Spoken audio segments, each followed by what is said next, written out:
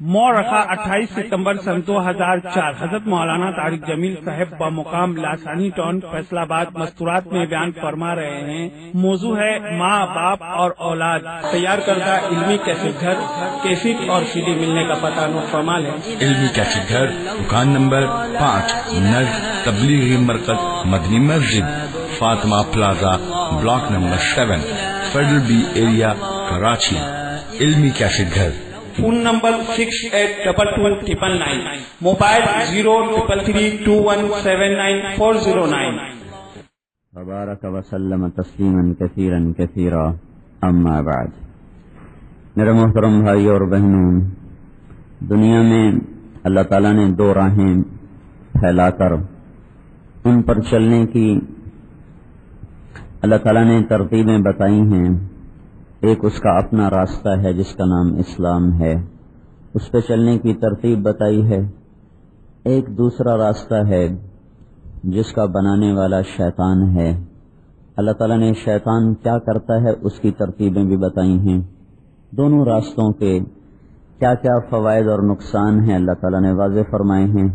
ان الدین عند اللہ الاسلام، اب اللہ پاک کی بارگاہ میں پسندیدہ طریقہ ایک ہے جس کا نام اسلام ہے۔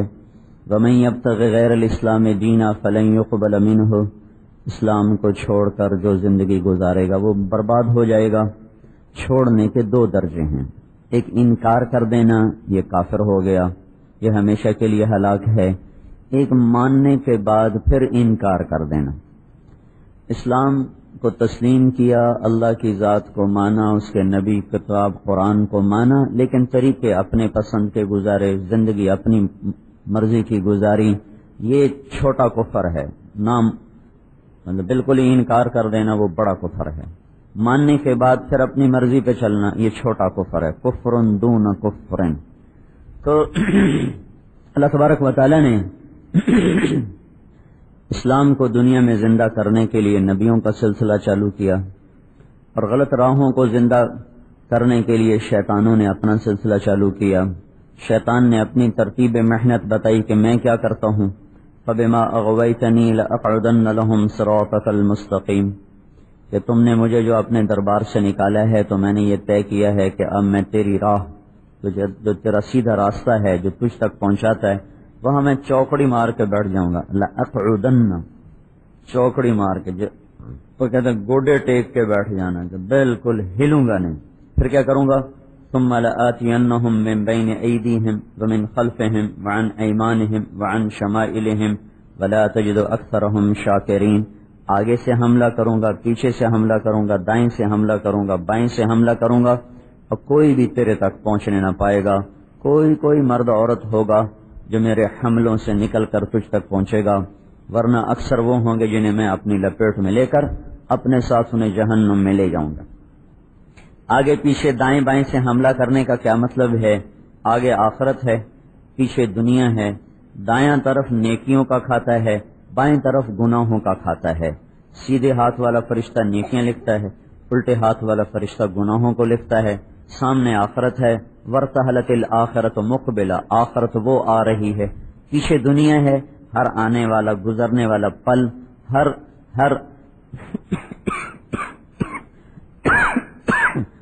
لیا جانے والا سانس وہ ہمیں آگے دھکا دے رہا ہے، دنیا کو پیچھے کر رہا ہے۔ تو دنیا پیچھے ہے، ارتحلت الدنیا مدبرہ، دنیا پیچھے آخرت آگے۔ تو وہ کہتا میں آگے سے حملہ کروں گا۔ آگے سے حملہ کرنے کا کیا مطلب ہے؟ آخرت کا انہیں منکر بنا دوں گا، آخرت ہے ہی کوئی نہیں، ہیہات لما توعدون، کچھ تو اس کا شکار ہو جائیں گے تو آخرت کے منکر ہو جائیں گے۔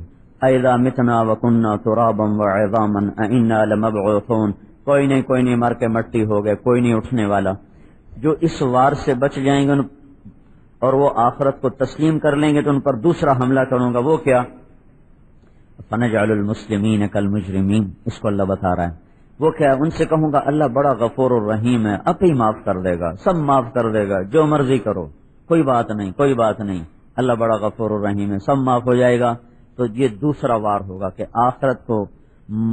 آخرت کا انکار تو نہ کروا سکا، البتہ آخرت کے بارے میں غافل کر دیا اور جاہل کر دیا اور جنت کے شوق نکال دیے، دوزخ کے خوف نکال دیے، اللہ کی محبتیں نکال دیں، آخرت کی فکر نکال دی، جو اس کا دوسرا وار ہے۔ کچھ ادھر مارے گئے، زیادہ تو ادھر برباد ہو گئے۔ 4 ارب تو منکرین آخرت ہیں، 1 ارب جو مسلمان ہیں تو ان میں 99% پر وہ یہ وار کرنے میں کامیاب ہو گیا، جو آخرت کو سوچتے ہی نہیں، سوچتے تو کہتے کوئی بات نہیں، اللہ غفور الرحیم ہے، وہ معاف کر دے گا۔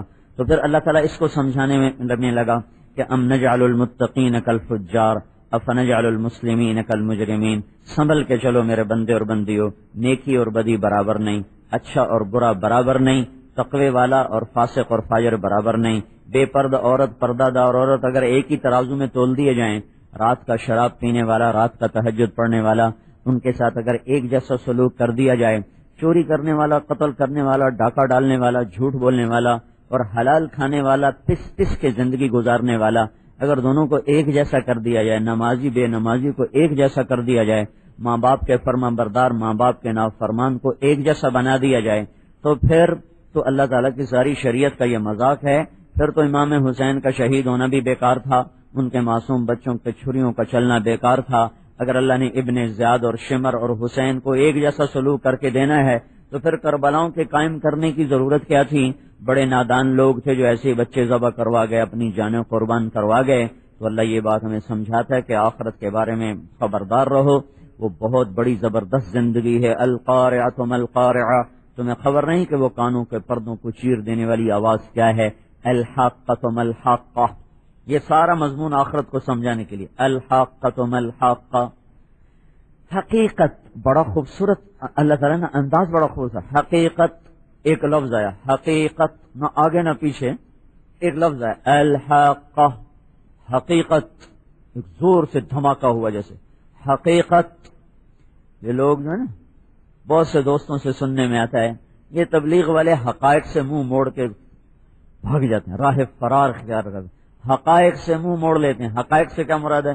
بیوی بچے، کاروبار، روٹی پانی، پیسہ، یہ حقائق ہیں۔ اور آخرت وہ ذرا اندیکھا سودا ہے۔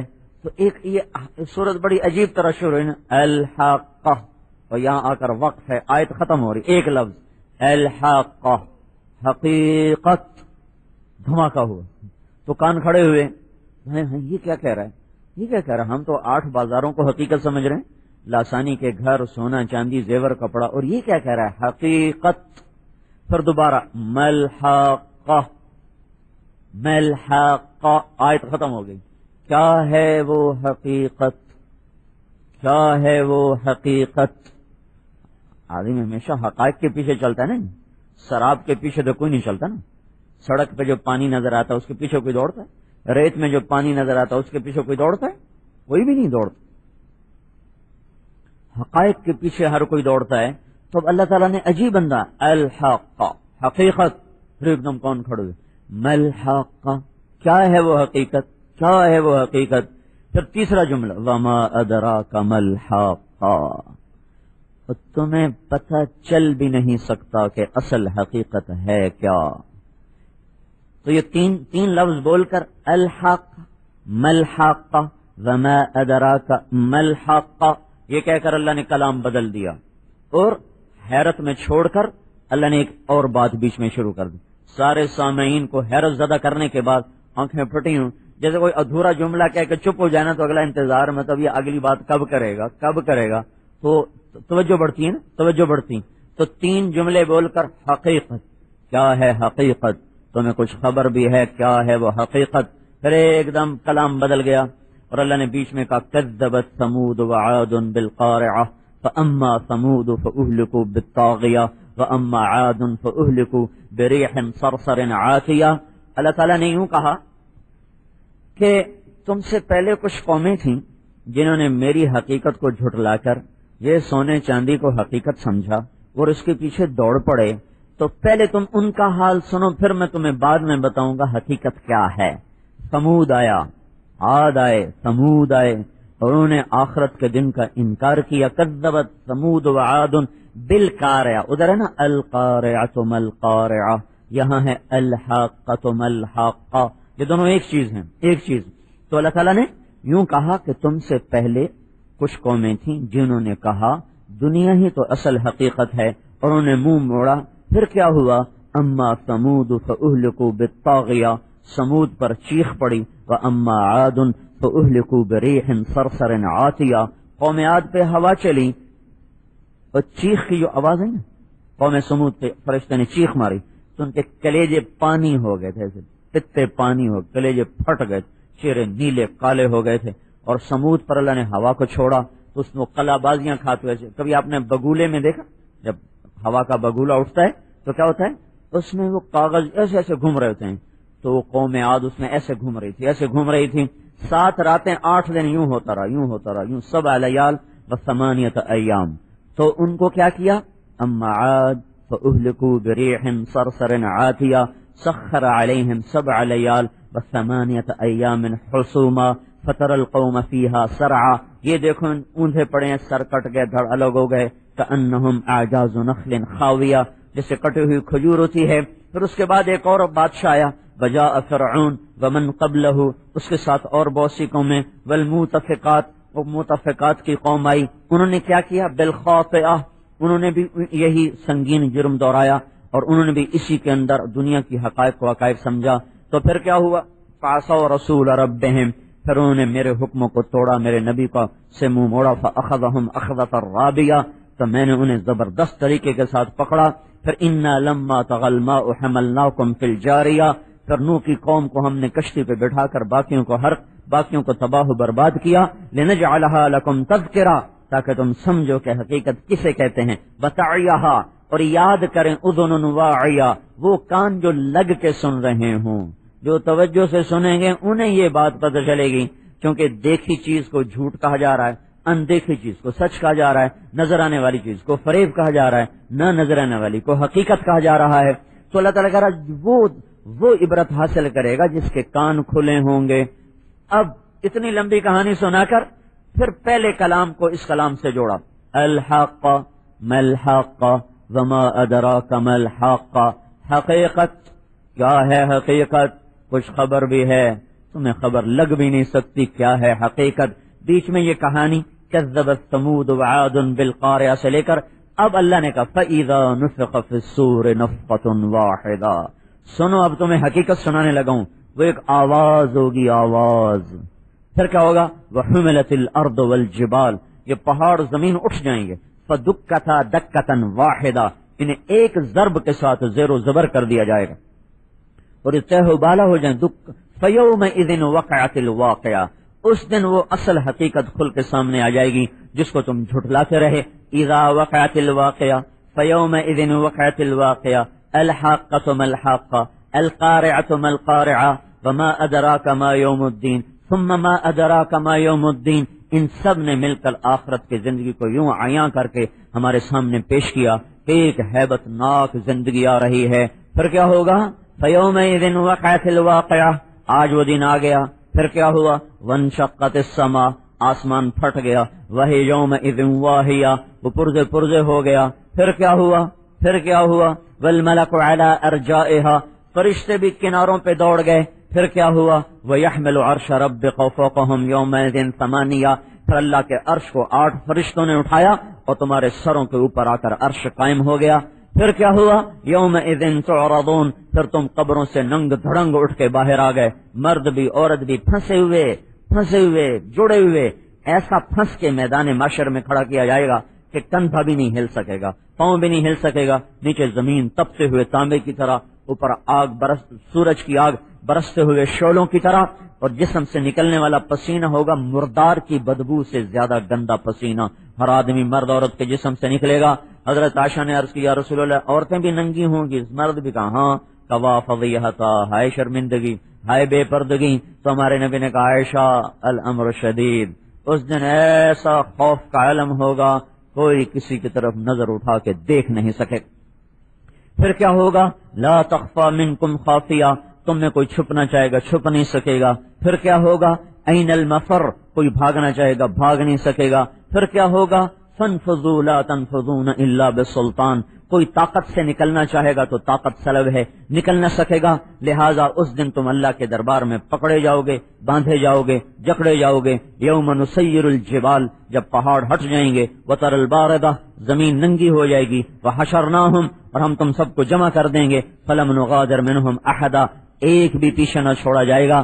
اب کیا ہوگا؟ اب تمہارے الصحف نشرت، اللہ تعالیٰ فرمائے گا فائلیں کھول دو آج سب کی، یوم تبلی السرائر، دنیا میں ہم پردے ڈالتے رہے، آج پردے اٹھائے جائیں گے۔ فائل کھولو بیگم صاحب کی، فائل کھولو شیخ صاحب کی، فائل کھل رہی ہے بادشاہ کی، وزیر کی، فقیر کی، مہتر و کہتر کی، ادنی و اعلیٰ کی، یہ کھل گئی۔ وَإِذَا الصُّحُفُ نُشِرَتْ، فائلیں کھل گئیں، ورق الٹے گئے، کہا گیا اقرأ کتابک، پڑھو پڑھو پڑھو، تمہاری ہے کسی اور کی ہے؟ کہے گا ما لهذا الكتاب لا یغادر صغیرۃ ولا کبیرۃ الا احصاها، ہائے ہائے ہائے، سب کچھ بیچ میں آ گیا، کوئی چیز بھی نہ چھپ سکی، نہ خلوت کی، نہ جلوت کی، نہ اندھیرے کی، نہ اجالے کی، نہ دن کی، نہ رات کی۔ اب کھول دو، اڑاؤ، اڑائے گئے، کسی کے سیدھے ہاتھ میں آیا، فاما من اوتی کتابہ بیمینہ، تو ایک دم زور سے اس نے نعرہ لگایا، ہاں، وہ نعرہ لگائے گا ہاں، اس نعرے کو قرآن نے لفظ بنا دیا، کہے گا ہاں مقرؤ کتابیہ، آؤ بھائی لوگوں دیکھو میرا پیپر ہے، میرا پیپر دیکھو، میرا پیپر دیکھو۔ انہیں کیا ہوا کہ میں پاس ہو گیا، میں پاس ہو گیا، میں پاس ہو گئی، پاس ہو گئی، نمبر مل گئے پورے کے پورے۔ کیسے نمبر مل گئے؟ کَإِنِّي ظَنَنْتُ أَنِّي مُلَاقٍ حِسَابِيَّ، مجھے پتا تھا اللہ نے میرا حساب لینا ہے، میں تیاری میں لگی رہی، میں کوشش میں لگی رہی، میں کوشش میں لگا رہا۔ تو اوپر سے اللہ کا جواب آئے گا فَهُوَ فِي عِيشَةٍ رَاضِيَةٍ فِي جَنَّةٍ عَالِيَةٍ قطوفها دانیہ، اسے اعلیٰ زندگی مبارک ہو، اسے جنت مبارک ہو، اسے عالی شان گھر مبارک ہو۔ اے میرے بندو کلو وشربو، کھاؤ اور پیو، ہنیا، مزے کے ساتھ، کھاؤ گے پخانا نہیں، پیو گے پیشاب نہیں، رہو گے موت نہیں، اور زندگی ہے اور پیچھے اس کے موت کا تعاقب نہیں ہے، جوانی اور بڑھاپا نہیں ہے، محبت ہے اور نفرت کوئی نہیں ہے، عروج ہے زوال کوئی نہیں ہے، بقا ہے فنا کوئی نہیں ہے، خوشی ہے غم کوئی نہیں ہے، اور روشنیاں ہی روشنیاں ہیں، اندھیرے کوئی نہیں ہے، اور جوانی ہے بڑھاپا کوئی نہیں، صحت ہے بیماری کوئی نہیں ہے، ہاں ہر دم عروج ہے، کبھی آپس میں لڑائی، نفرت، جھگڑا، ہنی ان، یہ سب کچھ ہنی ان ہے۔ یہ کیوں کیا میرے مولا تو نے کہا بما اسلفتم فی الایام الخالیہ، جو تم نے فیصلہ باد کی زندگی میں مجھے راضی کیا، آج ہم نے تمہیں راضی کر دیا، چلو تم میزبان ہو اور تم مہمان ہو، ہم میزبان ہیں۔ تتنزل علیہم الملائکہ، فرشتے اترے، اللہ تخافوا، خوف نہ کرو، ولا تحزنوا، غم نہ کھاؤ، وابشروا بالجنہ، جنت کی بشارت ہو، التی کنتم توعدون، جس کا وعدہ کیا گیا، ولکم فیہا ما تشتہی انفسکم، جو چاہو گے ملے گا، ولکم فیہا ما تدعون، جو دعویٰ کرو گے ملے گا، نزلا من غفور الرحیم، یہ ایک لفظ ہے بڑا عجیب سا، نزل من غفور الرحیم، وَلَكُمْ فِيهَا مَا تَشْتَهِي أَنفُسُكُمْ، جو تم چاہو گے اور ما تدعون، جو تم تمنا کرو گے، یہ سب کچھ پورا کر دیا جائے گا۔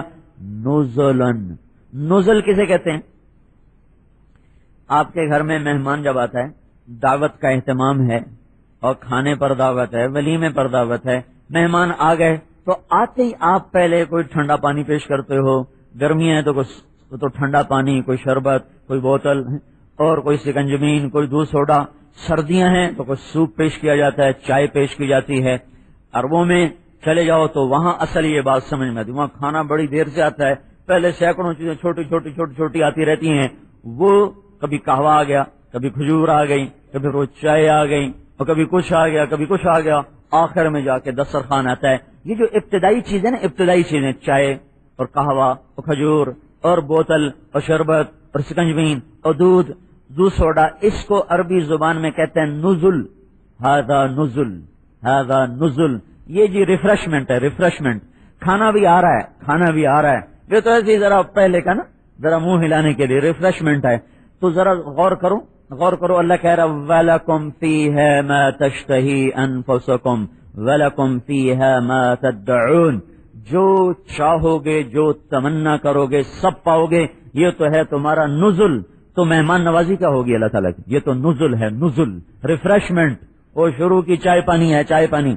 تو جب اللہ اپنی ضیافت کا در کھولے گا، یہ تو ریفریشمنٹ کا حال ہے کہ جو چاہا ملا، جو تمنا کی ملا، جو سوچا وہ ملا، جو مانگا وہ ملا. جب اس کا نام اللہ تعالیٰ کہہ رہا ہے نزل ابتدائی ریفریشمنٹ، تو جب اللہ ضیافت کے در کھولے گا تو اپنی کیا کیا کیا کیا قدرتوں کا اظہار فرما کے تمہیں راضی کر دے گا. ہنیئا بما اسلفتم فی الایام الخالیہ.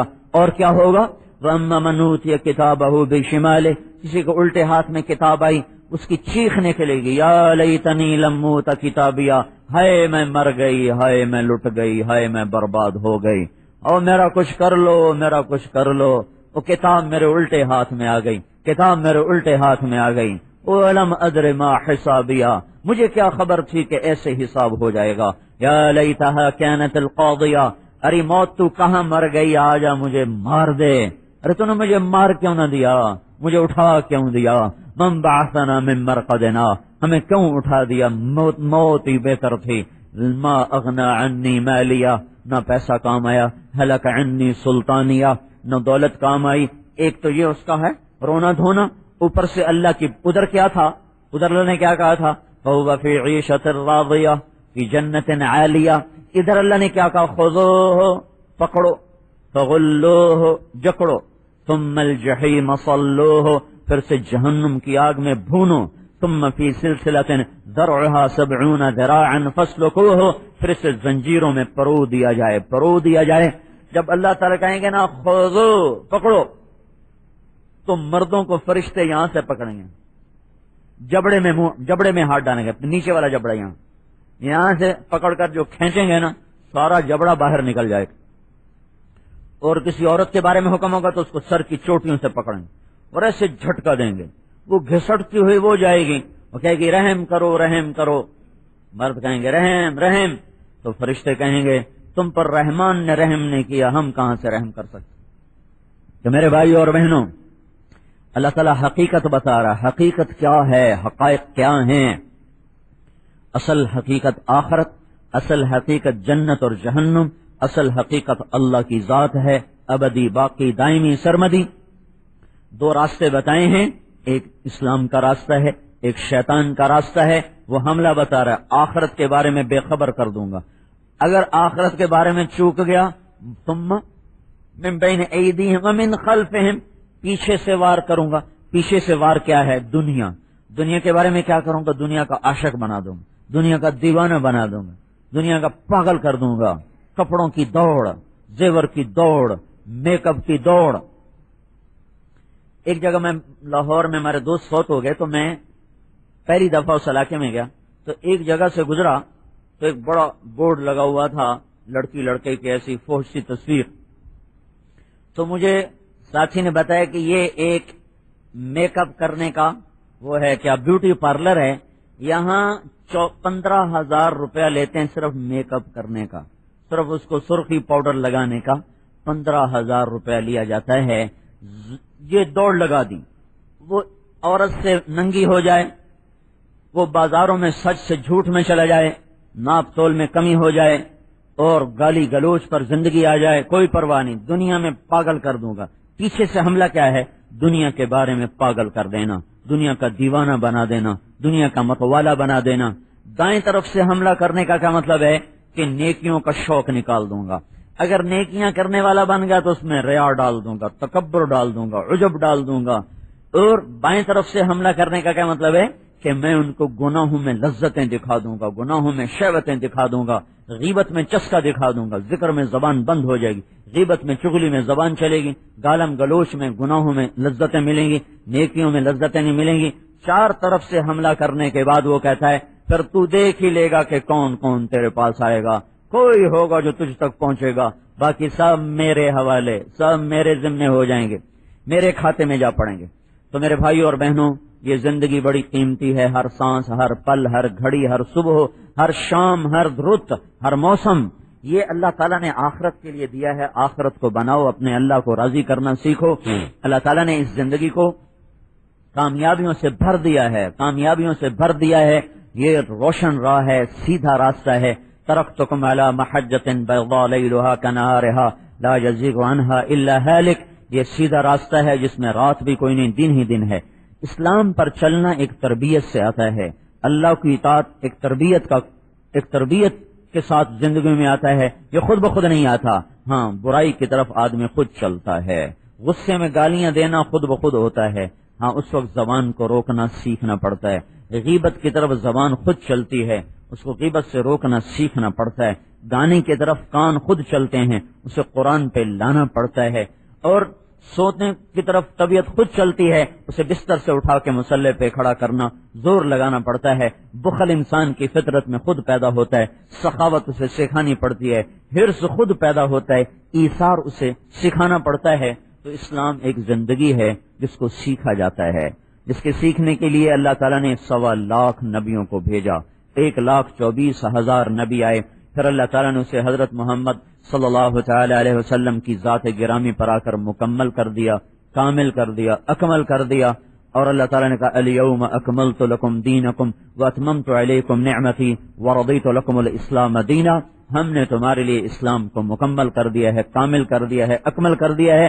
اب یہ قیامت تک کے لیے نجات کا راستہ ہے، اس کے سوا جو جہاں سے آئے گا وہ ہلاک ہو جائے گا، برباد ہو جائے گا۔ دین جو زندگی میں آتا ہے یہ پیسے سے، حکومت کی طاقت سے نہیں آتا، حکومت کے ڈنڈے سے اسلام نہیں آتا۔ حکومت چلو نماز پر دکانیں بند کرا دے گی تو اندر عورتوں کو نماز کون پڑھائے گا؟ اور حکومت نے روزے کے میں ہوٹل بند کر دیے تو اندر کھانا کھانے والوں کو کون روکے گا؟ اور حکومت نے باہر تو اسلام نافذ کر دیا، اندر ماں کی خدمت کون سے سپاہی آ کے کرائیں گے؟ باپ کا ادب کون کروائے گا؟ بیوی سے حسن سلوک کون سکھائے گا؟ بچوں کی تربیت کون سکھائے گا؟ زبان پہ سچ کون لائے گا؟ راتوں کو کون رونے والا بنائے گا؟ تنہائی میں اللہ کو یاد کرنے والا کون بنائے گا؟ سراسر اسلام اندر سے چلتا ہے، باہر کی طاقت سے نہیں چلتا۔ پنکھے کا تار کاٹ دو، اب اس کی منت کرو پھر بھی نہیں چلے گا، ڈنڈے دکھاؤ پھر بھی نہیں چلے گا، جوتے مارو پھر بھی نہیں چلے گا، کیونکہ تم نے اس کے روح کو ختم کر دیا ہے۔ اس کے تار کو جوڑ دو پھر تمہارے اشارے سے چلے گا، بٹن دباؤ گے چلے گا، بٹن دباؤ گے بند ہو جائے گا۔ جب دل کا تار اللہ سے جڑ جاتا ہے تو سارا وجود اسلام میں ڈھل جاتا ہے۔ جب دل کا تار اللہ سے کٹ جاتا ہے تو کوئی دنیا کی حکومت اس معاشرے کو اسلام پہ نہیں لا سکتی۔ ان کو دین پہ لانے کے لیے اللہ تعالیٰ نے ایک نظام، ایک ترتیب کو بتایا ہے جو ہر مسلمان کرے گا تب جا کر دین دنیا میں آئے گا۔ اس لیے اللہ تعالیٰ نے جب اپنے نبی کو پیش کیا دھن دولت پیش کیا تو انکار کر دیا، اور جب قوم نے پیش کیا انکار کر دیا کہ نہیں مجھے نہیں چاہیے۔ اللہ تعالیٰ نے پیش کیا، اب صفا پہاڑی پر کھڑے تھے تو آپ نے کہا جبریل آج تو آل رسول کے گھر میں ایک مٹھی جو نہیں پکانے کے لیے، ایک مٹھی آٹا نہیں پکانے کے لیے۔ تو ایک دم ایک دھماکہ ہوا اور اسرافیل علیہ السلام نازل ہوئے، ان کے ہاتھ میں تھال تھا اور وہ ریشمی رومال سے ڈھکا ہوا تھا۔ تو آپ نے آ کر عرض کی یا رسول اللہ ان ربک سمع کلامک وبعثنی الیک میں مفاتیح خزائن الارض، آپ کے رب نے آپ کی بات کو سنا ہے اور مجھے آپ کی خدمت میں ساری کائنات کے خزانوں کی چابیاں دے کر بھیجا ہے، اور مجھے کہا ہے کہ میں آپ کی خدمت میں پیش کروں کہ ان اسیر معک جبال تہامہ ذهبا وفضة وزمردا ویاقوتا فعلت، مجھے حکم دیا گیا ہے کہ عرب کے سارے پہاڑ سونا چاندی زمرد یاقوت بنا کے آپ کے ساتھ چلا دیے جائیں۔ اپنی جگہ نہیں کھڑے رہیں گے، آپ کے ساتھ ساتھ چلیں گے، جدھر آپ چلیں گے سونے چاندی کے پہاڑ آپ کے دائیں بائیں سفر کریں گے۔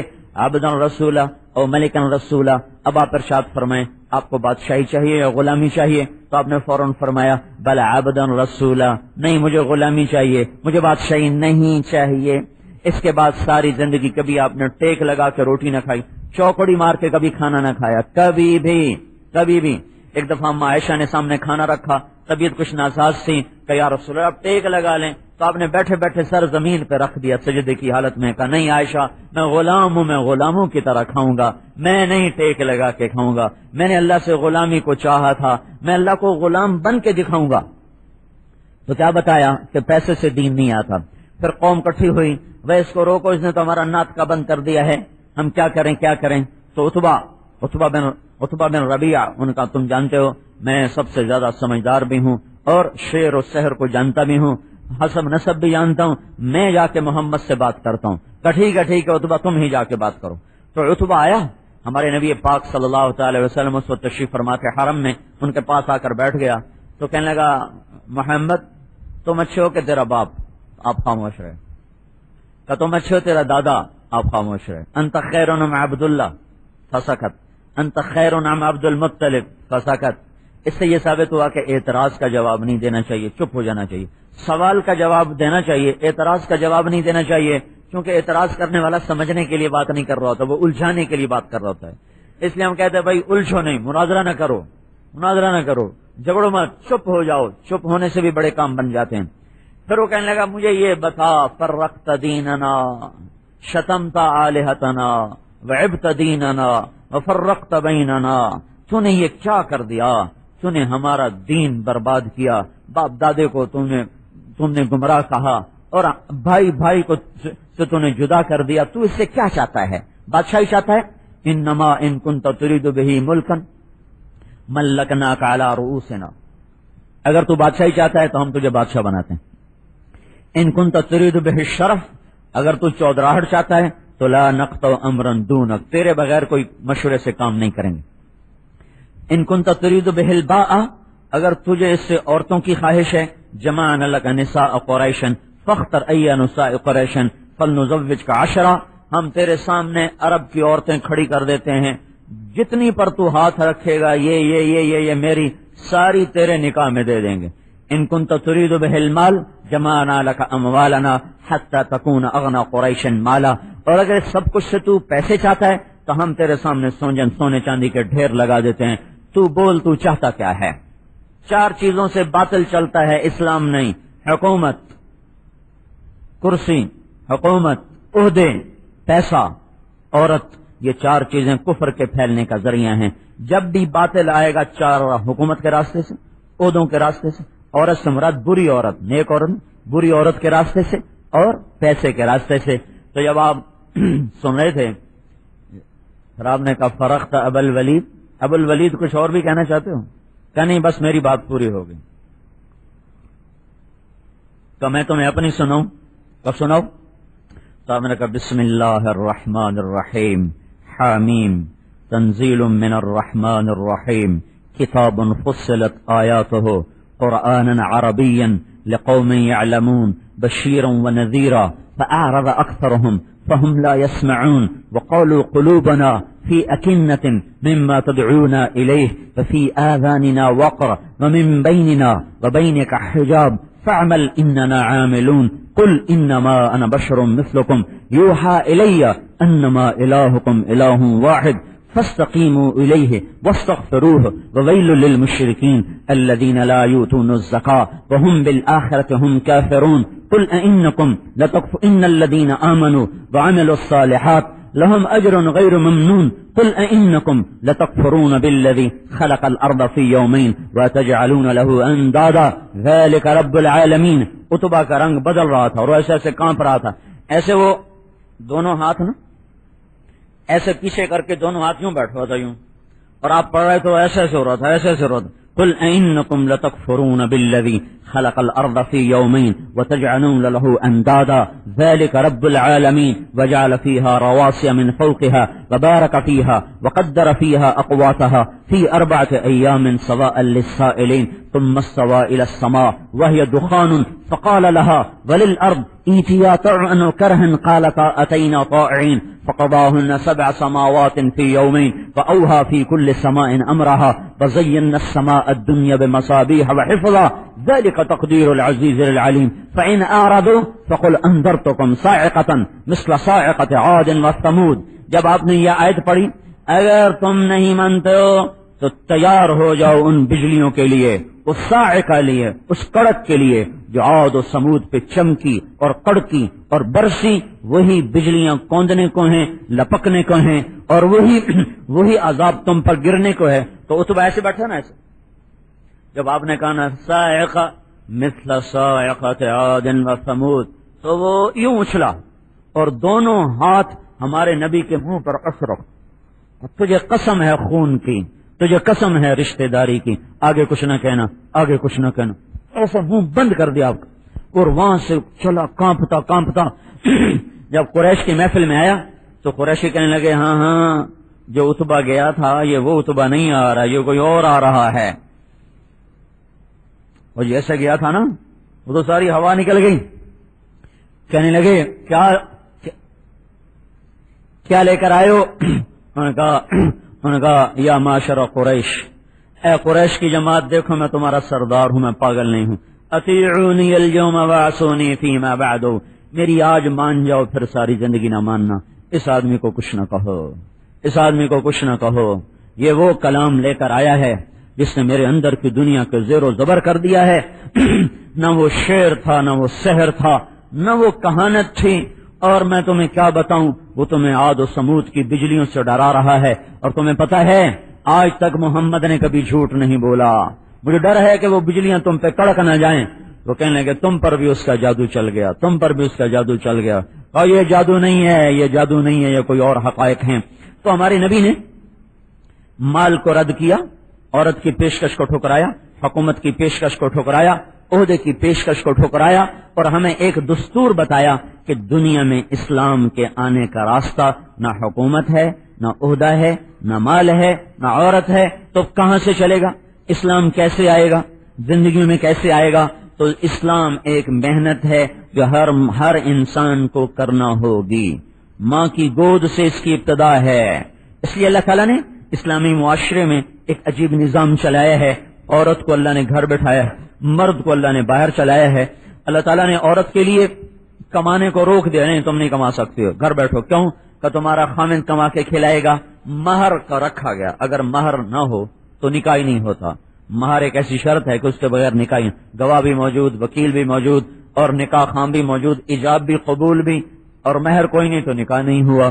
مہر رکھو بھائی، کتنا رکھو، 500 رکھو، 5 کروڑ رکھو، 500 یا 5 کروڑ، کسی اللہ تبارک و تعالی نے عورت کو گھر بٹھایا ہے، مہر مقرر کیا۔ مہر کیا چیز ہے؟ یہ کسی کی بیٹی کی قیمت نہیں ہے، بلکہ یہ ایک علامتی چیز ہے، ایک علامت ہے اس بات کی کہ مرتے دم تک جب تک یہ نکاح باقی ہے یہ مرد اس عورت پہ خرچ کرے گا، اور اس کا سارا خرچہ یہ اٹھائے گا، ورنہ ساری زمین سونا بنا دو تو کسی کی بیٹی کی قیمت نہیں بن سکتی۔ یہ قیمت نہیں ہے بلکہ یہ ایک علامت ہے، یہ ایک نشانی ہے کہ اس کا سارا خرچہ تیرے ذمے ہے۔ پھر عربوں میں دستور نہیں تھا بیٹیوں کو جائیداد میں حصہ دینے کا۔ آج کل ہمارے ہاں بھی چونکہ یہ معاشرہ ہندو سے مسلمان ہوا ہے، ہندوؤں میں بھی بیٹی کے لیے کوئی جائیداد نہیں، صرف جہیز ہوتا ہے۔ عرب میں بھی چونکہ عورت انتہائی پسماندہ چیز تھی اور انتہائی حقیر چیز تھی، زندہ درگور کر دینا اور ان کو زندہ دفن کر دینا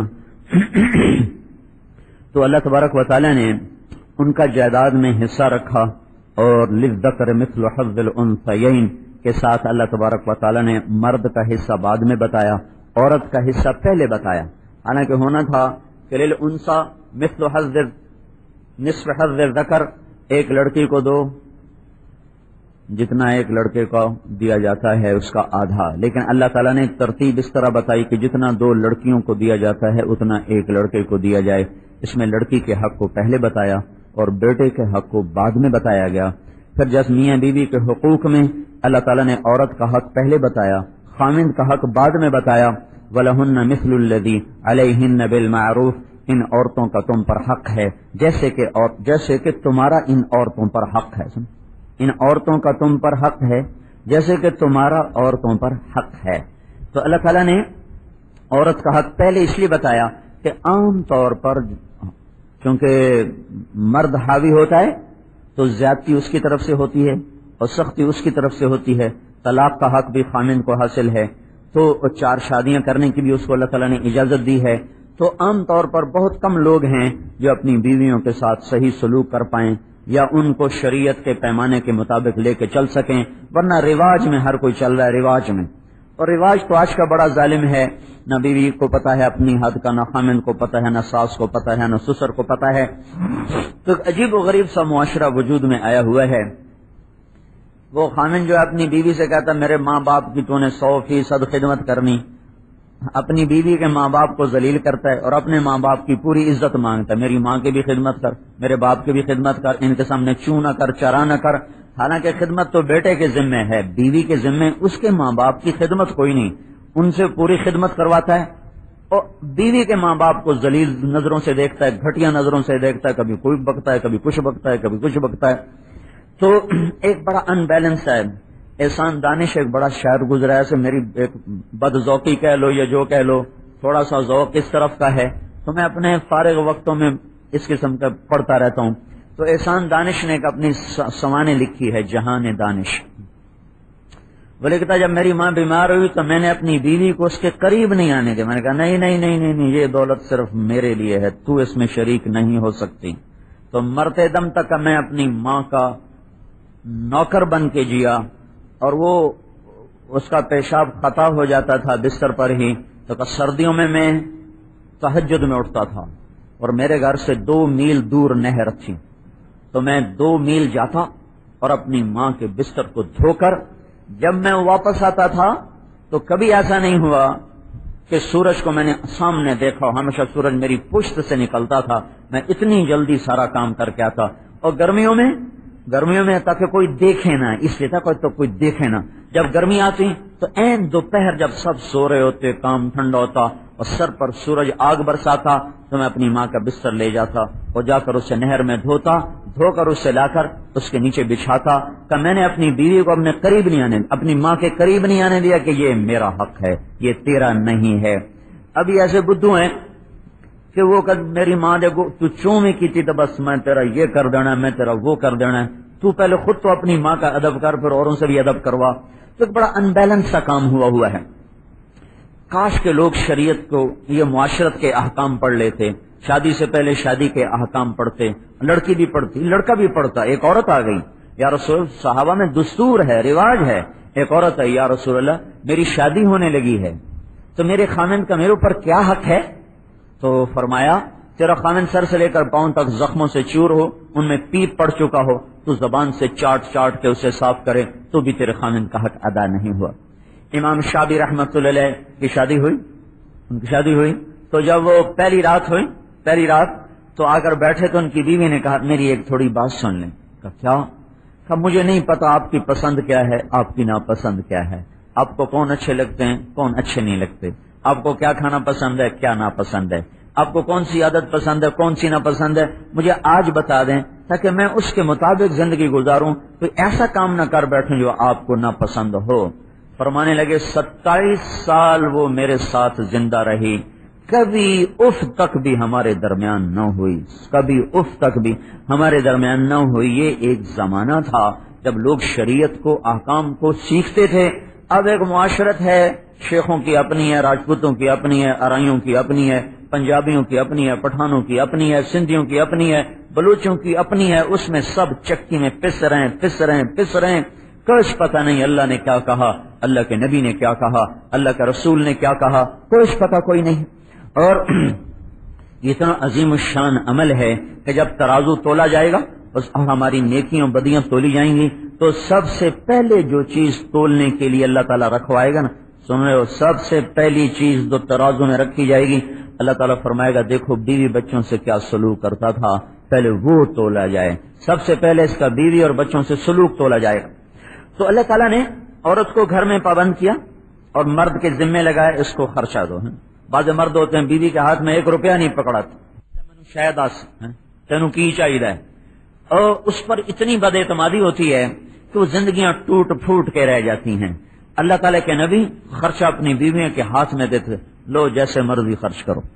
ایک معاشرت ہے. آپ نے کہا جب گھر لوٹ کے آؤ کبھی خالی ہاتھ نہ آؤ، ضرور کوئی تحفہ ہدیہ اپنی بیوی بچوں کے لیے لے کے آؤ، اور کچھ نہیں ملتا تو کچھ پتھر ہی اٹھا کے لے آؤ. خالی ہاتھ گھر میں مت داخل ہو. اگر کہیں سفر سے آئے ہو خالی ہاتھ مت آؤ. اگر رات کو لوٹ کے آؤ تو گھر مت جاؤ، باہر سو جاؤ. صبح گھر جاؤ، اپنے گھر والوں کو تکلیف نہ دو. یہ اتنی خوبصورت زندگی بتائی ہے، اتنی خوبصورت زندگی سمجھائی گئی ہے. حیات الصحابہ کی جلد ثانی ہے ہی ساری معاشرت پر. آدھی سے زیادہ معاشرت پر پڑھتا ہی کوئی نہیں، ذرا گشت کرنے کو ہی سارا دین سمجھا ہوا ہے. تو میرے بھائیو، اللہ تعالیٰ نے مرد کے ذمے کیا جاؤ اس کو لا کے دو، گھر بٹھاؤ. اب یہ کیا کریں؟ اس کے ذمے اللہ تعالیٰ نے نسل کا تیار کرنا، بڑا مشکل سبق عورت کو دیا ہے. نسل کو تیار کرنا، ایک قوم کو تیار کرنا، بچوں کی تربیت اور پرورش کرنا. اس لحاظ سے 15 سال میں اسے اس قابل بنانا کہ جب 15 سال میں اس پر شریعت لاگو ہو تو یہ اللہ کا کوئی حکم توڑنے والا نہ ہو اور اللہ کی کوئی شریعت کے خلاف چیز کرنے والا نہ ہو، ہر فرض کو پورا کر رہا ہو، ہر حرام کو چھوڑ رہا ہو۔ 15 سال اللہ دیتا ہے، 11 سال 12 سال لڑکی کے لیے ہیں، 15 سال لڑکے کے لیے ہیں، کہ کرو اب اس پر جان مارو، اور تمہیں روٹی بھی ملے گی، کپڑا بھی ملے گا، خرچہ بھی ملے گا، اور آپ نے فرمایا کہ ان پر اپنی وسعت کے مطابق خرچ کرو، اور آپ نے فرمایا یہ دنیا ایک مختصر سا ساز و سامان ہے، اس میں سب سے بہترین جو سامان ہے وہ نیک عورت ہے، وہ نیک بیوی ہے، جو اس کائنات کا سب سے اعلیٰ ساز و سامان ہے۔ اور اللہ تعالیٰ نے فرمایا کہ من آیاتہ ان خلق لکم من انفسکم ازواجا لتسکنوا الیہا، ہم نے تمہیں مرد عورت بنایا اور تمہیں آپس میں جوڑا جوڑا بنا کے نکاح کے بندھن میں تمہیں باندھا تاکہ تم سکون حاصل کر سکو۔ سکون کیسے آتا ہے؟ وہ پیسے سے نہیں آتا، وہ اچھے اخلاق سے سکون آتا ہے، اور محبت کے بول سے سکون آتا ہے، ایک دوسرے پر اعتماد کرنے سے سکون پیدا ہوتا ہے۔ جب وہ اپنی جگہ شک، وہ اپنی جگہ شک، وہ اپنی جگہ ٹائٹ کرے، وہ اپنی جگہ ٹائٹ کرے، اللہ تعالیٰ کے نبی نے فرمایا اپنی وسعت کے مطابق ان پر خرچ کرو، اپنی وسعت کے مطابق ان کو دو، اور فارغ کر دیا اس کو۔ کیا کرو بھائی؟ ایک نسل تیار کرو جو اللہ اس کے رسول کی غلامی پر چلنے والی ہو اور اس کے مطابق زندگی گزارنے والی ہو۔ گھر میں صرف روٹی پکانا تو عورت کے ذمہ ہی کوئی نہیں، شرعن عورت کے ذمہ روٹی پکانا ہے ہی کوئی نہیں، وہ احسان ہے اگر پکا کے دے دے، تو پھر روٹی پکانا بھی ذمہ کوئی نہیں، تو بے اس کے ذمہ ہے کیا؟ کام اتنا مشکل ہے کہ وہ پس کے رہ جائے، پس کے رہ جائے، اگر کرے، چونکہ کرتی نہیں ہے، اس لیے وہ اور بکھیڑوں میں پھنس کے الجھ کے رہ گئی ہیں۔ مشکل ترین کام اللہ نے دیا ہے، اس بچے کو 15 سال تک ایسے تیار کرو کہ گناہوں سے نفرت کرنے والا ہو، نیکی سے محبت کرنے والا ہو، بڑے چھوٹے کا ادب مقام پہچاننے والا ہو۔ اس بچی کو ایسا حیا سکھاؤ کہ جس گھر میں جائے وہ گھر جنت بن جائے، جس گھر میں جائے وہاں کی راحت بن جائے، وہاں کی ٹھنڈک بن جائے۔ یہ نہیں کہ جان دے نا لیکے چھکے اے ہن تو میرا، ہن تو پیو دا بھی نہیں، تو ماں دا بھی نہیں، ہن تو صرف ہے ہی میرا۔ ایسی بیٹیاں نہ تیار کرو تو جو اوروں کے لیے کانٹے بن جائیں، ایسی اولاد نہ تیار کرو جو اوروں کی بیٹیوں کو زیر و زبر کر کے، ان کو زخمی کر کے اپنے خامد ہونے کا حق جتاتے پھریں، بلکہ سیکھو حسن اخلاق سیکھو، سہنا سکھاؤ، چپ رہنا سکھاؤ، وہ تربیت دو کہ جس سے یہ ایک خوبصورت معاشرے کا فرد بن سکیں۔ تو اللہ تبارک و تعالیٰ نے عجیب ایک درہم ہے جو آدمی اللہ کے راستے میں خرچ کرتے ہیں، ایک درہم ہے جو آدمی صدقہ کرتا ہے، ایک درہم ہے جو آدمی اپنے بچوں پر خرچ کرتا ہے۔ جو ہمارے نوجوان وہ تبلیغ میں لگاتے ہیں اور بچوں کو تنگی دیتے ہیں، تبلیغ میں لگاتے ہیں بچوں کو تنگی دیتے ہیں، ان بیچاروں کو یہ نہیں پتا کہ گھر پہ خرچ کرنے کی اللہ تعالیٰ نے کیا کیا فضیلت رکھی ہے، اور اپنی بیویوں کو سکھ دینے کی اللہ تعالیٰ نے کیا کیا فضیلت رکھی ہے۔ کیونکہ پڑھنے کا ذوق نہیں نا، پڑھتے کوئی نہیں، پڑھے بغیر بھی کبھی کسی کو، میں تو اپنی بیوی سے بھی کہتا رہا تو کچھ پڑھ لیا کرو، اتنی سینکڑوں کتابیں گھر میں بھری ہیں، کچھ دیکھو تو صحیح، کچھ پڑھو تو صحیح۔ پڑھے بغیر بھی پہلی وحی نہیں دیکھتے ہو، پہلی وحی اقرا پڑھو، ساری گتھیاں سے اقرا۔ جبریل آئے، پیر کا دن، رمضان کا مہینہ، اور آپ بیٹھے ہوئے ہیں، صبح کا وقت ہے، چاشت کے قریب، وظہر الناموس، ایک ریشمی رومال سبز رنگ کا یوں پھیلایا، اس کے اوپر اقرا کی 5 آیات، 19 حرف۔ تو اللہ کے تو جبریل نے کہا اقرا، پڑھیے یا رسول اللہ۔ تو آپ نے کہا ما انا بقارن، میں پڑھا ہوا نہیں۔ تو سینے سے لگایا، بھینچا، پھر چھوڑا، اپنے کا پھر کہا اقرا، پڑھیے۔ آپ نے کہا مجھ سے نہیں پڑھا جا رہا، ما انا بقارن، میں تو پڑھا ہوا نہیں ہوں۔ تو انہوں نے سینے سے لگایا اقرا، پھر چھوڑا، کہا ما انا بقارن، تیسری دفعہ سینے سے لگایا، کہا اقرا، 3 دفعہ جب کہا نا اقرا، تو پھر ایک دم اللہ تعالیٰ نے آنکھوں سے حجاب ہٹایا، تو آپ نے پڑھنا شروع کیا، اقرا، پڑھو، بسم ربک الذی خلق، خلق الانسان من علق، پھر کہا اقرا اقرا وربک الاکرم الذی علم بالقلم علم الانسان ما لم يعلم۔ یہ جو ہمارے تبلیغی ہیں وہ دنیا جہنم میں جا رہی ہے، ان کو کتابیں پڑھنے کی سوجی ہوئی. ایسے پاگل دیوانے. دنیا دوزخ میں جا رہی ہے، ان کو کتابوں کی سوجی ہوئی. وہ بھائی کبھی علم و باز کرے فقیری، کافر مرے دیوانہ ہو. کبھی کسی نے علم کے بغیر بھی کسی راہ کو تک. اور یہ جو تاجر ہیں ان کو تو پیسہ کمانے سے فرصت کوئی نہیں، انہوں نے خاک پڑھنا ہے، بس صرف نوائے وقت پڑھ لیتے ہیں یا جنگ پڑھ لیتے ہیں بس. اس کے علاوہ ان کو بھی نہ کوئی ذوق، نہ شوق، نہ خوف کہ کچھ تو پڑھیں کہ 5 دفعہ آیا ہے. پہلا حکم اقرا، پہلا جبریل بولے، پھر کہا اقرا، پھر بولے اقرا. تیسری دفعہ آپ کا پڑھنا شروع ہو گیا. پھر قرآن بولا اقرا، پڑھو بسم ربک الذی خلق، اپنے رب کی مدد کے ساتھ یا اپنے رب کے نام کے ساتھ. دونوں مطلب کے ساتھ آ رہی. اپنے رب کی مدد کے ساتھ یا اپنے رب کی برکت والے نام کے ساتھ پڑھو. اس امت کو پہلا حکم ہی پڑھنے کا ملا ہے. بسم ربک الذی خلق، خلق الانسان من علق، جس نے تمہیں ایک لوتھڑے سے پیدا کیا. پھر اللہ نے کہا اقرا، پڑھ. وربک الاکرم، تیرا رب اکرم ہے. اکرم کسے کہتے ہیں؟ جو کسی کی محنت سے زائد اس کو صلہ دے، اس کو کہتے ہیں اکرم. جو کسی کی محنت سے بڑھ کے صلہ دے اس کو کہتے ہیں اکرم. تو اللہ تعالیٰ یوں کہہ رہا ہے اگر تم پڑھو گے تو میں تم پر علم کے وہ دروازے کھولوں گا جس کا تم سوچ اور تصور بھی نہیں کر سکتے ہو. وہ تمہارے دہانے کھلتے چلے جائیں گے معرفت کے. تم پڑھو صحیح. کیوں؟ اقرا وربک الاکرم الذی علم بالقلم علم الانسان ما لم يعلم. پڑھو کہ میں نے تمہیں پڑھنے کا حکم دیا ہے اور میں نے تمہیں قلم کی طاقت دی ہے. قلم، اس امت کا جو قلم ہے وہ اتنا طاقتور ہے. اگر یہ قلم نہ چلتا تو نہ قرآن ہوتا، نہ بخاری ہوتی، نہ مسلم ہوتی، نہ سیرت رسول ہوتی، نہ البدایہ والنہایہ کی تاریخ ہوتی، نہ قرآن کی تفسیر ہوتی. پہلی قوموں نے قلم نہ اٹھایا، انہوں نے کتنا بڑا نقصان کیا. ان کی تورات آسمانی کتاب گم ہو گئی، زبور آسمانی کتاب گم ہو گئی، انجیل آسمانی کتاب گم ہو گئی. یہ جو انجیل ہے یہ وہ نہیں جو آسمان سے آئی تھی. یہ 4 آدمی ہیں، 4 آدمی، ان 4 میں صرف 2 ہیں، ایک لوکا ایک متا. اور 70 انجیلیں تھیں، ان میں سے 4 چھانٹی، 4 میں سے 2. آج کل جو انجیل ہے وہ لوکا اور متا. ایک یوحنا تھے، ایک کیا تھے؟ Saint Peter. یہ 4 آدمی تھے جنہوں نے عیسیٰ علیہ السلام کی سوانے کو لکھا اور ان کے ارشادات کو لکھا. وہ اصل انجیل تو گئی، قلم نہ چلا تو کیا ہوا؟ تو اصل کتاب بھی گئی.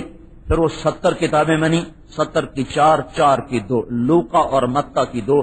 لوکا بھی ایک ان کے بڑے آدمیوں میں سے تھے، متا بھی ان کے بڑے آدمیوں میں سے تھے. انہوں نے اپنی یادداشت پر اس کو لکھا اور ختم. لیکن اللہ نے پہلا حکم جب قلم کا دیا کہ اقرا وربک الاکرم الذی علم بالقلم، اپنے بچوں میں علم کا ذوق پیدا کرو، علم کا شوق پیدا کرو، کتابیں پڑھنے کا ذوق پیدا کرو.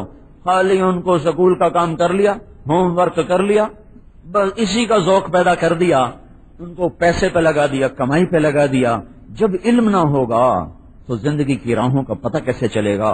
علم کا نور نہ ہوگا، علم کی روشنی نہ ہوگی تو اللہ کی معرفت کے راستے کیسے طے کیے جائیں گے اور جنت اور جہنم کے حقائق کیسے معلوم ہوں گے؟ قلم پکڑاؤ. اس امت نے قلم پکڑا، پھر قلم پکڑا اور پھر اس قلم کو چالو کیا اور جاری کیا اور آج تک وہ قلم ہاتھ میں ہے. اقرا وربک الاکرم الذی علم بالقلم. اللہ تعالیٰ نے اس امت سے یہ خصوصی کام لیا کہ زندگیاں گزار دی لوگوں نے چٹائی پہ بیٹھ کے لکھ. کتنے علماء ایسے آئے ہیں جنہوں نے شادی نہ کی، علم کا ایسا ذوق لگا، شادی نہ کی. سب سے بڑے مفسر ابن جریر، تاریخ کے بھی تفسیر کے بھی، ان کی تفسیر کے بغیر کوئی تفسیر لکھ نہیں سکتا. انہوں نے علم کے ذوق میں شادی نہیں کی تھی، ساری رات لکھتے رہتے تھے، ساری رات چراغ کی لو پر بیٹھ کے لکھتے رہتے. فارابی نے کوئی 80 سال کی عمر پائی، 60 علموں پر عبور حاصل کیا، 60 علوم پر عبور حاصل تھا اور شادی نہ کی. اور حکومتیں بڑی بڑی ان کو دیتے تھے عطیہ، ان کے علم کی وجہ سے سارے تقسیم کر دیتے تھے، فقر کی زندگی گزار دی، ساری زندگی کاغذ اور قلم کے ساتھ زندگی گزر گئی، ان کے نام زندہ ہو گئے۔ ابن جوزی رحمت اللہ علیہ، یہ لوگ آج سے 800 سال 900 سال پہلے کے لوگ ہیں، لیکن ان کے نام آج زندہ ہیں۔ ابن القیم کے نام زندہ ہیں کہ ان کی ماں نے ان کو قلم پکڑایا، ان کی ماں نے انہیں لکھنا سکھایا، ان کی ماں نے ان کے اندر علم کے ذوق پیدا کیے۔ جیسے آج کے ماں باپ کمائی کا ذوق پیدا کرتے ہیں اور دنیا کی دوڑ لگانے کا ذوق پیدا کرتے ہیں، ان ماں نے ان کے اندر علم کے ذوق پیدا کی۔ سفیان ثوری اپنی ماں سے کہنے لگے مجھے اللہ کے نام پہ وقف کرو، کہنے گے پہلے مجھے کچھ کر کے دکھاؤ پھر اللہ کے نام پہ وقف کروں۔ اچھی چیز اللہ کو دیتے ہیں، بری چیز تو نہیں دیتے۔ تو ان کو اپنے گھر میں پہلے تہجد پہ ڈالا اور نمازوں پہ ڈالا، ذکر پہ ڈالا، تلاوت پہ ڈالا۔ جب ان کے اندر نیکی کی صفات نمایاں ہو گئیں کہ جا بیٹا تجھے اللہ کے نام پہ وقف کر دیا۔ جو نکلے 19 سال کے بعد واپس آئے، 19 برس۔ رات کو پہنچے، دروازے پہ دستک دی تو اندر سے ماں نے پوچھا کون؟ کہا جی سفیان آپ کا بیٹا۔ 19 سال کے بعد بیٹا آئے تو ماں کا کیا جذبہ ہوگا؟ میں تو جب رائمنڈ پڑھتا تھا تو 10 مہینے کے بعد گھر جاتا تھا، نہ 10 مہینے میں چھٹی نہیں ہوتی۔ بڑی عید پر جب جاتے تھے تو اس کے بعد کوئی چھٹی نہیں ہے، پھر چھوٹی عید پہ گھر جانا ہوتا تھا۔ وہ 10 مہینے کے بعد جب گھر جاتے تو ماں بھی قربان ہو رہی، باپ بھی فدا ہو رہا، وہ کیا کیا کھانے اور سیوا ہو رہی۔ 19 سال کے بعد واپس لوٹے تو انہوں نے کہا کون؟ کا جی سفیان۔ کہا واہ واہ، میں تو تمہیں اللہ کے نام پہ وقف کر چکی ہوں، اور جو چیز وقف کر دی جائے اس کا تو واپس لینا ہی جائز کوئی نہیں، جا یہیں سے واپس چلا جا، قیامت کے دن اب تجھ سے ملوں گی، تجھے اللہ کو دے دیا ہے، تجھے اللہ کو دے دیا ہے، اب قیامت کے دن ملاقات ہوگی۔ یہ وہ بنیادیں تھیں جس پر وہ نسل اٹھی۔ پھر اللہ تعالیٰ نے سفیان کو ایسا سفیان بنایا، انہوں نے ابو جعفر منصور کے خلاف فتویٰ دیا، وہ زبردستی بیعت لیتا تھا کہ یہ بیعت حرام ہے، بیعت حرام ہے۔ وہ بیعت لیتا تھا میں آپ کے ہاتھ پر بیعت کرتا ہوں، اگر میں بیعت توڑوں تو میری بیوی کو 3 طلاق، یہ اس کے ساتھ وہ کر دو، کہ یہ بیعت حرام ہے۔ تو ابو جعفر منصور کو پتا چلا، انہوں نے کہا یہ مکہ میں رہتے تھے، انہوں نے کہا میں آ رہا ہوں، سولی تیار کر دی جائے حرم کے باہر، میرے آتے اس کو سولی پہ لٹکا دیا جائے، ایک کون ہے ہمارے خلاف فتوی دینے والا؟ تو یہ لیٹے ہوئے تھے حتیم میں لیٹے ہوئے تھے سفیان بن عیینہ، یہ ایک اور ہیں، یہ سفیان ثوری ہیں، وہ سفیان بن عیینہ ہیں، وہ بھاگے آئے، کہنے کہ سفیان جان بچاؤ، بھاگ جاؤ۔ کہ کیا ہوا؟ کہ ابو جعفر تیری گرفتاری کا حکم دے چکا ہے، تیرے لیے سولی تیار کی جا رہی ہے اور اس کے آنے کے بعد تمہیں حرم سے باہر سولی پہ لٹکایا جائے گا۔ اب قد فعل ذلک، کیا واقعی اس نے یہ کہا ہے؟ کہ بالکل حکم آ چکا ہے۔ حتیم سے اٹھے اور آ گئے وہاں پر، ملتزم پر آ گئے اور یوں ہاتھ رکھ، یا اللہ اگر تو نے ابو جعفر کو کیسا بولے ہے، اللہ سے کہہ رہے ابو جعفر طائف کے پہاڑوں سے نیچے اترا، سامنے حرم چند میل ہے، بیٹھا لڑک کے مر گیا۔ ابو جعفر منصور کی قبر طائف اور مکے کے درمیان کسی پہاڑ کے دامن میں ہے، کسی کو کچھ پتہ نہیں وہ کہاں جا کے سو گیا، ظلم و ستم کے پہاڑ توڑنے والا۔ تو اللہ تعالیٰ نے عورت کو گھر بٹھایا ہے، بیکار نہیں، برتن دھونے کے لیے نہیں، کپڑے دھونے کے لیے نہیں، یہ اضافی کام ہے، عورتوں کے اضافی کام ہے، ذمے کوئی نہیں ہے۔ میرے ماں باپ کی خدمت میرے ذمے ہے، میری بیوی کے ذمے کوئی نہیں ہے۔ وہ دودھ پلانا اس کے ذمے نہیں، کہ علی المولود لہ رزقہن و کسوتہن، تمہارے ذمے ہے، کرو۔ تو اگر اتنے کاموں سے فارغ کیا ہے تو ذمے کیا لگایا ہے؟ وہ کہ اولاد کو تیار کرو، ان کو اللہ کے حکموں پہ مر مٹنے والا بناؤ، ان کے اندر حلال اور حرام کی تمیز پیدا کرو، ان کو صحیح مسلمان بناؤ۔ بیٹیوں نے باہر جانا ہے، انہیں اس قابل بناؤ کہ آگے کے لیے ٹھنڈک بنے۔ تمہارے بیٹے نے کسی کی بیٹی کے ساتھ چلنا ہے، اسے اس قابل بناؤ کہ کسی کے جذبات احساسات کا خیال کر کے چل سکے، کیونکہ اس لائن سے تربیت کوئی نہیں، بیٹا جوان شادی کرو، پتر کماؤ بن گیا شادی کرو، دی وڈی ہو گئی شادی کرو۔ یہ تو دیکھو اس کے اندر کچھ پیدا بھی ہوا ہے، ایک نئی نسل کو لے کے چل سکیں گے، ایک دوسرے کے جذبات احساسات کی رعایت کر سکیں گے۔ بہترین اخلاق وہ ہیں جو گھر والوں کے ساتھ ہوتے ہیں، بہترین مسلمان وہ ہے جو گھر والوں کے ساتھ صحیح مسلمان بن کے چلتا ہو۔ بیوی خامند کے ساتھ، خامند بیوی کے ساتھ. ایک صحابی سفر پہ جا رہے تھے، اپنی بیوی سے کہا گھر میں ہی رہنا، جیسے کوئی ایسے عام جملہ، بھائی ذرا گھر میں ہی رہنا، گھر کا خیال کرنا. وہ چلے گئے سفر میں، پیچھے ان کے ابا بیمار ہو گئے پچھلی گلی، تو انہوں نے پیغام بھیجا، یا رسول اللہ میرے ابا بیمار ہیں، میرے خامند کہہ گئے تھے گھر میں ہی رہنا، تو میں کیا کروں؟ تو آپ نے کہا تو گھر میں رہے، ایسے بعلکی، خامند کی اطاعت کر. حالانکہ میں اب بھی قسم اٹھا رہا ہوں کہ اللہ کی قسم ان کا یہ منشا نہیں تھا، ایک محاورہ تھا، محاورہ، بس ذرا گھر کا خیال کریں، گھرے ہی رہیں. اس کا مطلب یہ تو نہیں کہ وہ باپ سے ملنے نہ جائے، لیکن میں قربان جاؤں اس خاتون پر کہ جس نے اس کے ظاہری بول کو بھی یہ پانی لگایا. اور اللہ کے نبی نے امتحان لے لیا، کہاں گھر میں رہو. پھر وہ سکرات آ گئے، مرض الموت آ گیا، کہا یا رسول اللہ اب تو مر رہے ہیں، اب کیا کروں؟ آپ نے کہا اب بھی گھر رہو. پھر وہ مر گئے، منہ دیکھنا کتنی بڑی تمنا ہوتی ہے اولاد. پھر انہوں نے کہا یا رسول اللہ چلی جاؤں؟ کہا نہیں، گھر رہو. وہ گھر میں رہیں. مرنے والا صحابی ہے، جنازہ حضور نے پڑھایا ہے، ان کے اپنے صحابی ہونے کا مرتبہ کوئی تھوڑا ہے، اور نبی کا جنازہ پڑھانا اس پر زائد چیز ہے. لیکن جب ان کو دفن کر کے آیا تو آپ نے کہا اور بچی سے کہو تیری اس صبر پر اللہ نے تیرے باپ کو جنت دی ہے. صحابی ہونے کی وجہ سے نہیں کہا کہ تیرے اس عمل پر اللہ نے تیرے باپ کو جنت دی ہے. تو جن بنیادوں پہ نسل کو اٹھانا ہوتا ہے اس پہ پہلی چیز ایمان ہے. یا بنی لا تشرک باللہ، یہ پہلی چیز ہے کہ ان کے دل میں اللہ اتر جائے، اللہ کی ہیبت، جلال، کبریائی، عظمت، جبروت جو ان کے دلوں میں گڑ جائے، اتر جائے. کیونکہ اللہ کا لفظ ایک ناآشنا لفظ بن گیا ہے. اللہ کی ہیبت وہ دلوں سے نکلی ہوئی ہے، ماں باپ کے دل سے بھی نکلی ہوئی ہے، اولاد کے دل سے بھی نکلی ہوئی ہے. حالانکہ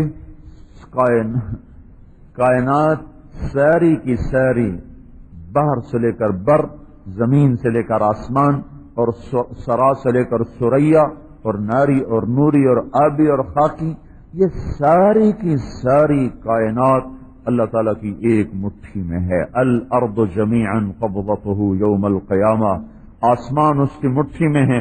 والسماوات مطویات بیمینہ، سارے جہان پر بے خطا حکومت کرتا ہے، اکیلا حکومت کرتا ہے، تنہا حکومت کرتا ہے، مشورہ نہیں لیتا، خطا نہیں کھاتا، بھولتا نہیں، گھبراتا نہیں، تھکتا نہیں، اونگتا نہیں، سوتا نہیں، غافل نہیں ہے، جاہل نہیں ہے، عاجز نہیں ہے، ظالم نہیں ہے، اور کوئی چیز اس سے چھپی ہوئی نہیں ہے.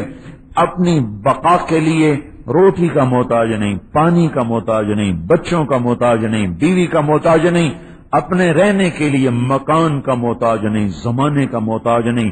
اب کتنی عجیب بات، سوچو تو صحیح. اللہ ایک ذات ہے اور سچی ذات ہے، اور مکان سے پاک ہے، لا مکان ہے، کیونکہ مکان مخلوق ہے اور اللہ خالق ہے. خالق مخلوق میں آ نہیں سکتا.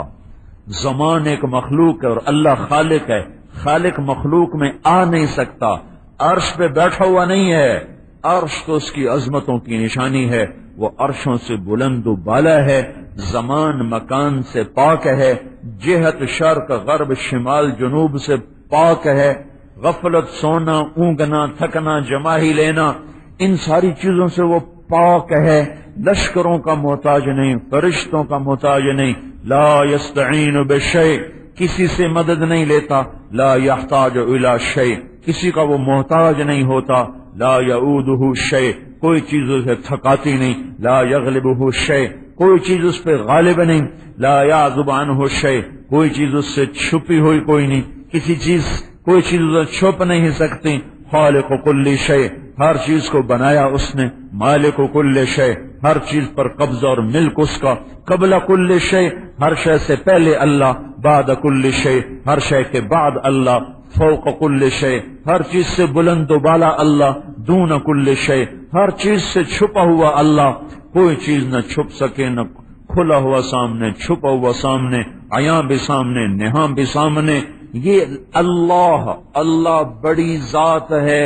یہ بڑا اوکھا سبق ہے، بڑا مشکل سبق ہے جو ماں کے ذمے ہے، باپ کے ذمے ہے کہ اس بچے کے دل میں اتارو کہ اللہ اللہ ہے، اس کا ثانی نہیں، اس کا شریک، وزیر، مشیر، مددگار، پہرے دار کچھ نہیں ہے، اکیلا سب کو کافی ہے۔ قل هو اللہ احد، احد کا مطلب صرف اتنا نہیں کہ وہ اکیلا ہے، احد کا مطلب یہ ہے کہ وہ اکیلا بھی ہے اور اکیلا تمہاری تمام ضرورتوں میں تمہارے لیے کافی بھی ہے۔ اللہ کے سوا کسی کو مت پکارو، اللہ کے سوا کسی کو مدد کے لیے مت بلاؤ، اللہ کے سوا کسی سے آسرا مت ڈھونڈو، کسی کی پناہ مت ڈھونڈو، تمہارا اللہ تمہارے لیے کافی ہے۔ الیس اللہ بکاف عبدہ، تمہارا اللہ کافی، کفا باللہ وکیلا، اس کی وکالت کافی، کفا باللہ شہیدہ، اس کی حاضری کافی، کفا باللہ رقیبہ، اس کی نگہبانی کافی، کفا باللہ حفیظہ، اس کی حفاظت کافی، کفا باللہ نصیرہ، اس کی مدد کافی، کفا باللہ وکیلا، کفا باللہ ولیہ، اس کی دوستی کافی، کفا باللہ نصیرہ، اس کی نصرت کافی، کفا باللہ وکیلا، اس کا وکیل ہونا کافی، کفا باللہ وکیلا، شہیدہ، رقیبہ، حفیظہ، نصیرہ، ولیہ، ہادیا و نصیرہ، ضربیں لگا لگا لگا اللہ تعالی ہمیں جھنجھوڑتا ہے، تمہارا اللہ تمہیں اکیلا کافی، تمہارا اللہ تمہیں اکیلا کافی، تمہارا اللہ تمہاری خلوت میں سنتا، تمہارا اللہ تمہاری جلوت میں سنتا، تمہارا اللہ تمہارے دل کی دھڑکنوں کی صدا سنتا ہے، تمہارا اللہ تم سب کے اکٹھے بولنے پر سنتا ہے۔ یا بنی لا تشرک باللہ، پہلا سبق ہے لا الہ الا اللہ کا دل میں اتارنا، کہ لا الہ الا اللہ دنیا کا بڑا مشکل سبق ہے، دل میں غیروں کو نکالنا اور اللہ کی محبت کو اتارنا یہ دانتوں پسینے آنے والا کام ہے، توحید رسالت کے بغیر مکمل نہیں ہے، تو حضرت محمد صلی اللہ علیہ وسلم کی سیرت کو بتانا، سنانا، سمجھانا۔ شکر کرو اللہ نے ہمارے بچوں کی فطرت میں یہ رکھا ہے۔ میں گھر میں تعلیم کراتا تھا، میں بیمار ہوا 2 مہینے کے لیے گھر میں رہا، بچے سارے اکٹھے ہو جاتے، میں ان کو سناتا، پھر وہ تھوڑی دیر میں تنگ پڑ جاتے تو میں نے طریقہ سوچا، میں ان کو حضور کی کہانی سنایا، اس کہانی کے انداز میں میں نے اپنے نبی کی سیرت کو سنانا شروع کیا۔ 2 مہینے میں ان کو 1 گھنٹہ روز سناتا، وہ ایسے متوجہ ہو گئے کہ میں کبھی مہمانوں میں مصروف ہوتا تو مجھے پکڑ کے لے آتے کہ ابھی چلو وقت ہو گیا، تعلیم کا وقت ہو گیا، چلو۔ تو 2 مہینے مسلسل میں انہیں سناتا رہا، اور وہ جب میں کہتا باقی آئندہ، وہ کہتے نہیں تھوڑا سا اور سنا دیں، میں کہتا نہیں باقی کل، وہ کہتے تھوڑا سا اور سنا دیں۔ جس دن میں نے حضور کی وفات کا قصہ سنایا، آخری دن حضور کی وفات کا جو قصہ سنایا، تو میرا اس وقت بھتیجا تھا 5 سال کا، وہ اپنی ماں کے گلے لگ کر اتنا رویا کہ سارے رونے لگے۔ وہ یوں بس یہ کہتا جا رہا تھا ہمارے نبی کیوں فوت ہو گئے، ہمارے نبی کیوں فوت ہو گئے، ہمارے نبی کیوں فوت ہو گئے۔ میں اس دن حیران ہوا کہ اللہ نے کتنا کرم کیا ہے، جس نے ہمارے بچوں کے خمیر میں بھی، جانتے بھی نہیں کہ نبی ہے کون، پھر بھی ایسی محبت کو ڈال دیا ہے اور ایسا اندر خمیر میں گوند کے رکھ دیا ہے لا الہ الا اللہ محمد رسول اللہ کو۔ یہ ماؤں کے ذمے ہے اس کو پانی لگانا، اس بیج کو درخت بنانا، یہ ماں باپ کے ذمے ہے، اس کے لیے اپنی جانوں کو کھپانا، اس کے لیے وقت نکالنا پڑتا ہے۔ نبی کی سیرت سناؤ، بچے کہتے ہیں اماں مجھے کہانی سناؤ، چھوٹا بچہ کہے گا کہانی سناؤ، اب وہ شروع ہو جائیں گی کبھی کوئی کہانی کبھی کوئی کہانی۔ انہیں نبیوں کی کہانی سناؤ، انہیں حضور کی کہانی سناؤ، انہیں جنت کی کہانی سناؤ، انہیں جہنم کی کہانی سناؤ۔ بڑے ہو گئے تو استغفار کرو کہ کون نے یہ کام کیا۔ چھوٹے اگر بچے ہیں جن عورتوں کے، تو ان کے ساتھ یہ کام کریں، ان کے اندر یہ اللہ اس کے رسول کی محبت کو ان کے اندر پیوست کریں۔ یہ مدرسوں سے چیز حاصل نہیں ہوتی، اسکولوں سے، اسکول تو پہلے ہی مذبح خانے ہیں، چھوٹی چھوٹی بچیاں ننگی بازار جا رہی تھی ہمارے اسکول، ماؤں نے فراق پہنا کے اسکول بھیجا ہوتا ہے، ساری ٹانگیں ننگی، سر ننگا، ٹانگیں ننگی، کہاں بھیج رہی ہو ان کو؟ تمہیں اللہ پکڑے گا نہیں، یہ تمہاری اولاد قیامت کے دن تمہارا گریبان پکڑ گے۔ یا اللہ انہوں نے ہمیں ننگا کیا تھا، پہلے ان کو دوزخ میں ڈال پھر ہمیں دوزخ میں ڈال۔ 4 سال کے بچے کو ٹائی لگا کے اسکول بھیجتی ہو تم ساری مائیں روزانہ، کیا یہی نہیں کرتی ہو؟ بچے کو ٹائیاں لگاتی ہو، پتلون چڑھاتی ہو، شرٹ پہناتی ہو، اور لڑکی کو فراق پہناتی ہو ساری ننگی ٹانگوں کے ساتھ۔ میں لاہور میں نکلا، ڈیکن اسکول کے سامنے سے فجر پڑھ کے نکلا تھا، ذرا سیر لمبی ہوگی تو اسکول کے آنے کا وقت ہو گیا، تو ایک لڑکی نکلی 10-11 سال کی لکڑی، ساری ٹانگیں ننگی تھیں اس اور سر ننگا، اور ماں چھوڑنے آئی ہوئی تھی۔ کتنے دن میں اس کو یاد کر کے روتا رہا کہ اب اس بیٹی کا کیا قصور، کل اگر یہ پردہ نہیں کرے گی تو اس کا کیا قصور، کل اگر یہ اللہ دین کا مذاق اڑائے گی تو اس کا کیا قصور۔ لڑکیوں کو پتلونے پہنا دو، پہلے ظالم تو ماں باپ ہیں، کیوں بھیجا ایسے اسکول میں، رہنے دو ان پڑھ ان کو۔ گرمی تم نہیں برداشت کرتی ہو کہ میری بچی کو گرمی نہ لگے، اگر جہنم کی گرمی لگ گئی تو پھر کیا ہوگا، وہ قبر نے پکڑ لیا جھٹکا دے دیا تو پھر کیا ہوگا۔ مسلمان بنانا فرض عین ہے، بے شک ہاں بھائی ہمیں ضرورت ہے عورتیں ڈاکٹر بنے، ہمیں ضرورت ہے، عورتیں بیمار ہوتی ہیں تو عورتوں کا علاج عورت کرے، ہماری ضرورت ہے کہ عورتیں ڈاکٹر بنے، ہماری ضرورت ہے لڑکیوں کو عورتیں پڑھائیں تو لڑکیاں تعلیم حاصل کریں، پر ننگا ہونا تو اس کے لیے ضروری کوئی نہیں، سر سے دوپٹہ اتر جائے یہ تو اس کے لیے ضروری کوئی نہیں، حیا تو سکھایا جائے۔ کیا بتاؤں، ہماری جماعت تھی امریکہ، تو ڈاکٹر کرنل امیر الدین ہمارے ساتھ تھے، کولوراڈو میں ایک کلب تھا، مسلمان کا ایک بدبخت کا کلب تھا، اس میں ننگا ڈانس ہوتا تھا، ننگا، ایک لڑکی اسٹیج پہ ننگی ناچتی تھی، ایک ڈرم بجاتا تھا وہ ناچتی تھی، تو وہ بوڑھے آدمی تھے وہی گئے کلب میں چلے گئے، عمر ان کی 70-80 سال، تو وہ سارے بیٹھے، دیکھنے والے بھی مسلمان تھے، تو وہ شراب پی رہے تھے، تو انہوں نے ان کو جمع کر کے نا دعوت دینا شروع کر دی۔ وہ تو نشے میں تھے، کوئی ہوں کر رہا کوئی ہاں کر رہا، وہ لڑکی جو تھی نا وہ نیچے اتری اور جو ٹیبل کلاتھ ہوتے ہیں نا میز کے اوپر پڑے، اس نے وہ لیے اور اپنے اوپر باندھ لیے، نیچے بھی اوپر بھی، اور آ کر کرنل صاحب کے پیچھے کھڑی ہوگی، اس کو پتا، کرنل صاحب کو نہیں پتا کہ پیچھے آ کے وہ کھڑی ہوگی۔ جب بات ختم ہوئی تو انہوں نے کہا سمجھے ہو، تو اس نے پیچھے سے کہا یہ نہیں سمجھے، میں سمجھ گئی ہوں، مجھے بتاؤ کیا کرنا ہے۔ انہوں نے کہا ہم دنیا اور آخرت کی نجات کا بول ہے لا الہ الا اللہ محمد رسول، کا مجھے پڑھاؤ۔ اس نے کلمہ پڑھا، کہا یہ میرا خامند ہے، وہ جو ڈرم بجانے والا تھا، اس کو بھی پڑھاؤ، وہ بھی دونوں مسلمان ہو گئے۔ تو 3-4 دن وہاں جماعت تھی، تو وہ دونوں میاں بیوی آتے رہے، سنتے رہے۔ جب جانے لگے تو ان کو اسلامک سینٹر کا ایڈریس دے دیا کہ یہ ایڈریس ہے، یہاں سے رابطہ رکھو، کوئی مسئلہ ہو تو پوچھ لو۔ کچھ 4 مہینے 3 مہینے کے بعد اس لڑکی کا فون آیا، وہ رہتے ہیں مونٹریال میں، ٹورانٹو میں رہتے ہیں، تو ان کا فون آیا اس لڑکی کا کہ آپ مجھے پہچانتے ہیں، آپ مجھے پہچانتے ہیں؟ کہا جی ہاں پہچانتا ہوں، تم وہی لڑکی ہو کولوراڈو والی؟ کہا جی ہاں میں وہی ہوں، کولوراڈو نہیں ڈینور میں وہی ہوں، ڈینور والی۔ کہا ایک مسئلہ پوچھنا ہے۔ کہ کیا ہوا؟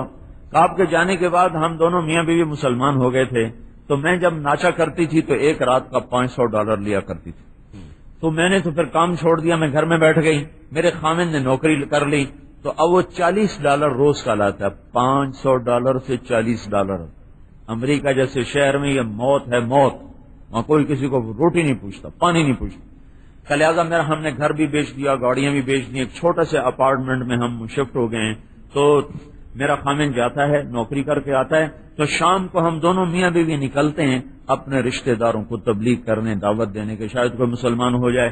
اب ہمیں بس میں سفر کرنا پڑتا ہے، تو میں بس میں بیٹھی تھی اور اگلی سیٹ کی جو پیچھے وہ ٹیپ ہوتی ہے اس پر میں نے ایسے ہاتھ رکھا ہوا تھا، ہاتھ تو بس کو نے لگائی اچانک بریک، تو میرا جو کرتے کا آستین تھا وہ سرک کے نا ایسے نیچے آ گیا، تو میرا چوتھائی کوئی ہاتھ ننگا ہو گیا، تو اس پر اب میں دوزخ میں تو نہیں جاؤں گی، اور یہ کہہ کر وہ رونے لگی، پھوٹ پھوٹ کے رونے لگی۔ تو کرنل صاحب نے کہا نہیں بیٹی، اسلام میں ایسا مذہب نہیں ہے، اللہ تعالیٰ نے اتنی سختی نہیں رکھی ہے، اللہ معاف کرنے والا ہے۔ یا بالکل ننگی ہو کے ناچ رہی ہے، یا چوتھائی بازو کلائی ننگی ہونے پر وہ رو رہی ہے، یہ تربیت ہے، یہ ایمان ہے۔ دیکھتے نہیں ہو تم اپنی بچیوں کو کیسے لباس سلوا کے دے رہی ہو، مائیں ہو مائیں، تمہیں اپنے بچیوں کا لباس پہنتا ہوا دیکھ کے تمہیں شرم نہیں آتی؟ غیر شرما کے کنی کترا کے گزرتے ہیں، تم ماں ہو کر ایسے لباس سلواتی ہو، سینہ بھی ننگا، کمر بھی ننگی، بازو ہیں ہی کوئی نہیں۔ یہ کیا تہذیب ہے؟ یہ کون سی تعلیم ہے؟ یہ کون سی ثقافت ہے؟ عورت تو چھپی چیز کو کہتے ہیں۔ حضرت فاطمہ رضی اللہ تعالیٰ عنہ کے انتقال کا وقت آیا تو انہوں نے ارشاد فرمایا اپنی خادمہ کو میرے لیے غسل کا پانی رکھو، انہوں نے پانی رکھا، پھر فلاں جوڑا میرا کپڑا نکالو، وہ نکالا، نہا کے کپڑے بدل کے فرمایا چارپائی بیچ میں کرو، انہوں نے بیچ میں کر دی، لیٹ کر منہ قبلے کی طرف کر کے کہنے لگی اب میں مر رہی ہوں۔ حضرت علی موجود نہیں تھے، میں مر رہی ہوں، علی کو کہہ دینا میرا غسل ہو گیا ہے، میرا اب کندھا بھی کوئی ننگا نہ کرے، مرنے کے بعد میرا کندھا کوئی ننگا نہ کرے۔ جوان بچیوں کے کیسے گلے کھلے ہوتے ہیں کہ ننگے ہونے کی طرف نسل بڑھتی چلی جا رہی۔ مغرب کی عورت نے ننگا ہو کے کیا پایا ہے؟ مغرب کی عورت بازار میں آ کر اس نے کیا دیکھا ہے؟ نہ وہ ماں رہی، نہ بیوی رہی، نہ بیٹی رہی، نہ بہن رہی، کچھ بھی نہ رہی، گرل فرینڈ بن گئی۔ جب جی بھر گیا کک مار کے باہر ڈال دیا، باہر پھینک دیا۔ اس کی 1792 میں ایک عورت تھی لندن، اس کا نام تھا میری والسٹون کرافٹ، اس نے سب سے پہلے آزادی نسواں پر کتاب لکھی تھی، عورتوں کو آزاد کرو آزاد کرو۔ اس آزادی کی وہ قیمت دینی پڑی کہ سب کچھ لٹ گیا۔ اور 1998 میں اسی انگلینڈ میں سروے کیا گیا، عورتوں سے پوچھا گیا تم گھر کی خاتون بننا چاہتی ہو یا یہی بازار والی؟ تو 98% عورتوں نے کہا ہم گھر لوٹنا چاہتی ہیں لیکن اب ہمیں خامد کوئی نہیں ملتے، بوائے فرینڈ ہیں، جب ان کا جی چاہتا ہے دھکا دے کے باہر نکال دیتے ہیں، ہمیں خامد کوئی نہیں ملتا۔ تو ماؤں کے ذمے اللہ نے کام دیا تھا، ان کو ایمان سکھانا، رسالت کی عظمت بٹھانا، حضرت محمد صلی اللہ علیہ وسلم کی عظمت بٹھانا، ان کے اندر نماز کی ہیبت بٹھانا۔ یا بنی اقم الصلاۃ وامر بالمعروف وانہ عن المنکر واصبر علی ما اصابک ان ذلک من عزم الامور۔ ان ساری عورتوں سے کہتا ہوں سورہ لقمان کا یہ رکوع زبانی یاد کرے، یہ سارے باپ جو بیٹھے ہوئے ہیں ان سے کہتا ہوں یہ لقمان سورت کا یہ رکوع یاد کرو، اس میں اولاد کو کیا بنانا ہے وہ اس میں لکھا ہوا ہے، اولاد کو کن بنیادوں پہ کھڑا کرنا وہ اس میں لکھا ہوا ہے، یہ تم کر دو، آگے تم ہدایت نہیں دے سکتے، ہدایت تو اللہ دیتا ہے، ہادی اللہ ہے لیکن محنت تو ہمارے ذمہ ہے، ہادی اللہ ہے، دل اللہ پلٹا دے گا، پر ہم کوشش تو کریں۔ یہ بنیادیں ہیں، ایمان بناؤ، اور انہا ان تک مثقال حبۃ من خردل، یہ اللہ تعالیٰ نے آخرت جزا سزا کا احساس ان کے اندر پیدا کرو، نماز کا احساس پیدا کرو، تبلیغ کا احساس پیدا کرو، صبر سکھاؤ ان کو، اخلاق سکھاؤ ان کو۔ لا تصعر خدک للناس، بدتمیز بن کے بات نہ کر، بدتمیز بن کے بات نہ کر، کسی کے گلے نہ لگ جا، کسی کو جھپٹ کے نہ پڑ جا، اور لا تمشی فی الارض مرحا، اکڑ کے مت چل، واقصد فی مشی کا، چال میں عاجزی رکھ، تواضع رکھ، واغضض من صوتک، آواز میں پستی رکھ، آواز تو مرد بھی اونچی کرے تو اللہ کو ناپسند ہے، اگر عورتیں گلا پھاڑ پھاڑ کے بولنا شروع کر دیں تو اور زیادہ اللہ کے دربار میں بری چیز ہے اور بری آواز ہے کہ آواز کی پستی، نظر کی پستی، اور زبان میں میٹھا بول۔ پھر ماں باپ کا حق سمجھایا، اور اس کے ساتھ وصینا الانسان بوالدیہ، تیرے ماں باپ کا تیرے اوپر حق ہے، حملت ہو کرہن ووضعت ہو کرہا، تیری ماں نے تجھے دکھ میں اٹھایا، دکھ میں جنا، دکھ میں تجھے پالا، تو تیری ماں کا تیرے اوپر حق ہے کہ ان کے آگے اف بھی نہ کر، ان کے آگے چوں بھی نہ کر، ان کے آگے ہائے تو بڑی بات ہے، ان کے آگے چوں بھی نہ کرو، سر جھکا دو، ان کے سامنے زخمی پرندے کی طرح گر جاؤ، کہ جو اللہ کے نبی نے فرمایا ماں باپ ظلم بھی کریں تو سہ جاؤ، ظلم بھی کریں تو سہ جاؤ، زیادتی بھی کریں تو سہ جاؤ، تو ان کے سامنے اف مت کرو۔ یہ اولاد کو سمجھایا، وہ ماں باپ کو سمجھایا۔ اس لیے بھائیو، ہماری عورت گھر میں بیٹھ کے فارغ نہیں ہے، کام ہے بہت زیادہ، لیکن وہ نظام ہی بدل گیا، بچے اسکول بھیج دیتی ہیں، خود سوتی رہتی ہیں، پھر وہ آتے ہیں تو وہ ٹی وی پہ بیٹھ جاتے ہیں، یا ٹیوشن ماسٹر پکڑ لیتا ہے، یا کوئی قاری صاحب پکڑ لیتا ہے، یا ٹیوشن سینٹر پکڑ لیتا ہے، یا کوئی ٹیوشن والا پکڑ لیتا ہے، شام کو ٹی وی چل جاتا ہے، کیبل چل جاتا ہے، اماں بھی بیٹھی، ابا بھی بیٹھا، بچے بھی بیٹھے، تو نہ ماں کو یاد رہا نہ ابا کو یاد رہا کہ ہم نے ان کو کس انداز پہ چلانا ہے، کدھر لے جانا ہے، کہاں ان کو اٹھانا ہے بٹھانا ہے، تو وہ ایک جنگل کے درخت کی طرح پروان چڑھتے ہیں جس میں کانٹے ہی کانٹے ہوتے ہیں۔ حضرت علی سے کسی نے پوچھا حسن کیسا ہے آپ کا بیٹا؟ تو آپ نے فرمایا جب رات کو چلتا ہوں تو میرے آگے چلتا ہے کہ کوئی وار ہو تو میرے اوپر ہو، میرے باپ پر نہ ہو، جب دن میں چلتا ہوں تو میرے پیچھے چلتا ہے کہ آگے تو میں خود دیکھ رہا ہوں تو میرے پیچھے چلتا ہے کہ پیچھے سے کوئی وار ہو تو میرے اوپر ہو، میرے باپ پر نہ ہو. جس گھر میں بیٹھا ہوں اس کی چھت پہ نہیں چڑھتا کہ باپ سے اوپر نہ ہو جاؤں. میرے ساتھ کھانے پر بیٹھتا ہے تو جب میں نوالی کی طرف اس کو سالن کی طرف ہاتھ بڑھاتا ہوں تو اپنا ہاتھ پیچھے کر لیتا ہے، پتہ نہیں میرے باپ کو کون سی بوٹی پسند آئے کہیں میں نہ اٹھا لوں. تو میں اپنا ہاتھ پیچھے کرتا ہے، جب میرا ہاتھ سالن سے باہر نکلتا ہے پھر اپنا ہاتھ سالن کی طرف بڑھاتا ہے. جب میں روٹی کی طرف ہاتھ بڑھاتا ہوں تو اپنا ہاتھ پیچھے کر لیتا ہے، پتہ نہیں کون سا نوالا روٹی کا ٹکڑا میرے باپ کو پسند ہو کہ یہ ہے میرا بیٹا حسن. ایسی اولاد اگر اللہ دے دے تو 10 بھی ہوں 20 بھی ہوں تو برکت ہے، وہ ایک ہو اور ہو بدبخت نافرمان تو مصیبت ہے. دیکھو ہمیں تمہیں یہ دھوکہ دے رہے ہیں، کم بچے خوشحال گھرانہ، چھوٹا خاندان زندگی آسان. یاد رکھو میرے بھائیو بہنوں، چھوٹے خاندان سے زندگی آسان نہیں ہوتی، دیندار خاندان سے زندگی آسان ہوتی. بچے نیک ہوں زندگی آسان ہے، بچے نافرمان ہوں آگے گلے کو پکڑیں اور ماں کے آگے بکواس کریں، باپ کو آنکھیں دکھائیں تو وہ کیسے زندگی آسان ہو سکتی ہے؟ ایک ہی بیٹا نافرمان نکلا تو زندگی کیا ہوئی؟ گجرانوالے کا ایک بڑا ذمہ دار ہمارا دوست میرے سامنے آ کے 8 آنسو جی ہکو ہے سپ ورگا ہے، ہکو تو ہے سپ ورگا. تو اب یہ کیا راحت پہنچی اس کو؟ کم بچے خوشحال کرانا کجو سن جیندیاں مار گھتے سن جیندیاں مار گھتے کجو دا کرو اسا تا مر گئے تھاں اسا تا مر گئے تھاں. کم بچے خوشحال کرانا، ایک بیٹا ایک بیٹی قدرتی ہے، انہوں نے کچھ کیا نہیں. بعض نسلوں میں اولاد تھوڑی ہوتی، قدرتی ایک بیٹا ایک بیٹی، اور جائیداد بھی کافی ہے، زمین زراعت بھی ہے، تجارت بھی ہے، شہر میں بھی ہے. وہ کہہ رہا سب تھاں مر گئے کوئی ساڈا کرو. پھر ہم نے اس کو لیا، بہلایا پھسلایا، اپنے ساتھ چلا چلا چلا چلا. ہر مہینے 15 دن ساتھ لے جاتے، کبھی وہ سو رہا ہے کبھی اٹھ رہا ہے، کچھ نہیں کہا جی میں مری جانا، جا بھائی میں بھور بن جاؤں، جا بھائی. اللہ تعالیٰ نے ایسا بدلا، ایسا داڑھی بھی آ گئی، ٹوپی بھی آ گئی، ماں باپ کی اطاعت بھی آ گئی، فرما برداری بھی آ گئی. اب اس کا باپ جھولیاں اٹھا اٹھا ہمیں دعائیں دیتا ہے کہ میرا گھر تو اب خوشحال ہوا ہے.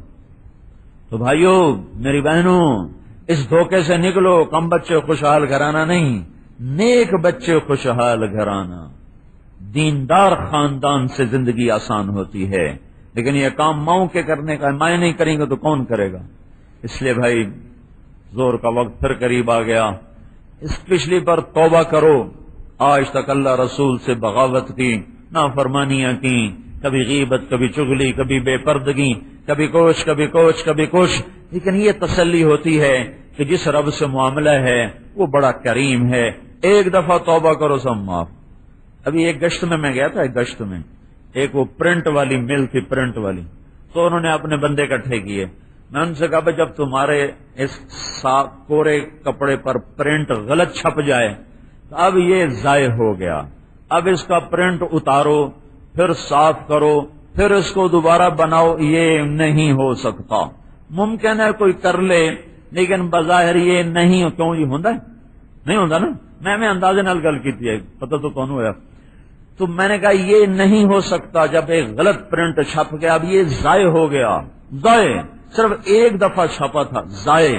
میں نے کہا میرا رب ایسا کریم ہے، 70 سال اپنے اوپر غلط پرنٹ چھاپتے رہو چھاپتے رہو چھاپتے رہو، 80 سال اپنے روئیں پہ سارے ٹھپے غلط لگاؤ غلط لگاؤ غلط لگاؤ. ایک دفعہ کہہ دو یا اللہ صاف کر دے، اللہ کہتا جا سارے صاف کر دیے. چٹا کورا کپڑا بنا کے تیرے ہاتھ سے نہ پا دیں، اللہ میرا بندہ بندی جا موج کر، ہن چھاپا ٹھیک لال ہے.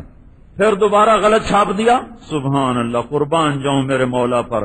پھر سارا غلط چھاپ دیا، پھر آ گیا یا اللہ تو مڑ غلطی ہو گئی، مڑ جاندی کر چل جا، دوبارہ معاف کر دیا. پھر کورا کاغذ بنا کے ہاتھ میں پکڑا دیتا ہے. ایسا بھی کوئی دیکھا؟ تو استوار کرو، طے کرو کہ اللہ آج کے بعد تیرے محبوب کے وہ ہوگا جو تو چاہے گا. زبان کو سیلو غیبت سے، چغلی سے، اپنے چہروں کو چھپا لو پردے سے، اپنے جسم کو مزین کرو حیا سے، پاک دامنی سے، تقدس سے، زبان کی گالی گلوچ سے بچو، تکبر و عجب سے بچو، سجدوں میں سر رکھو. ماں باپ زندہ ہیں تو انہیں جنت سمجھ کے خدمت کرو. خامد بیوی آپس میں اللہ کی شریعت کے مطابق چلو.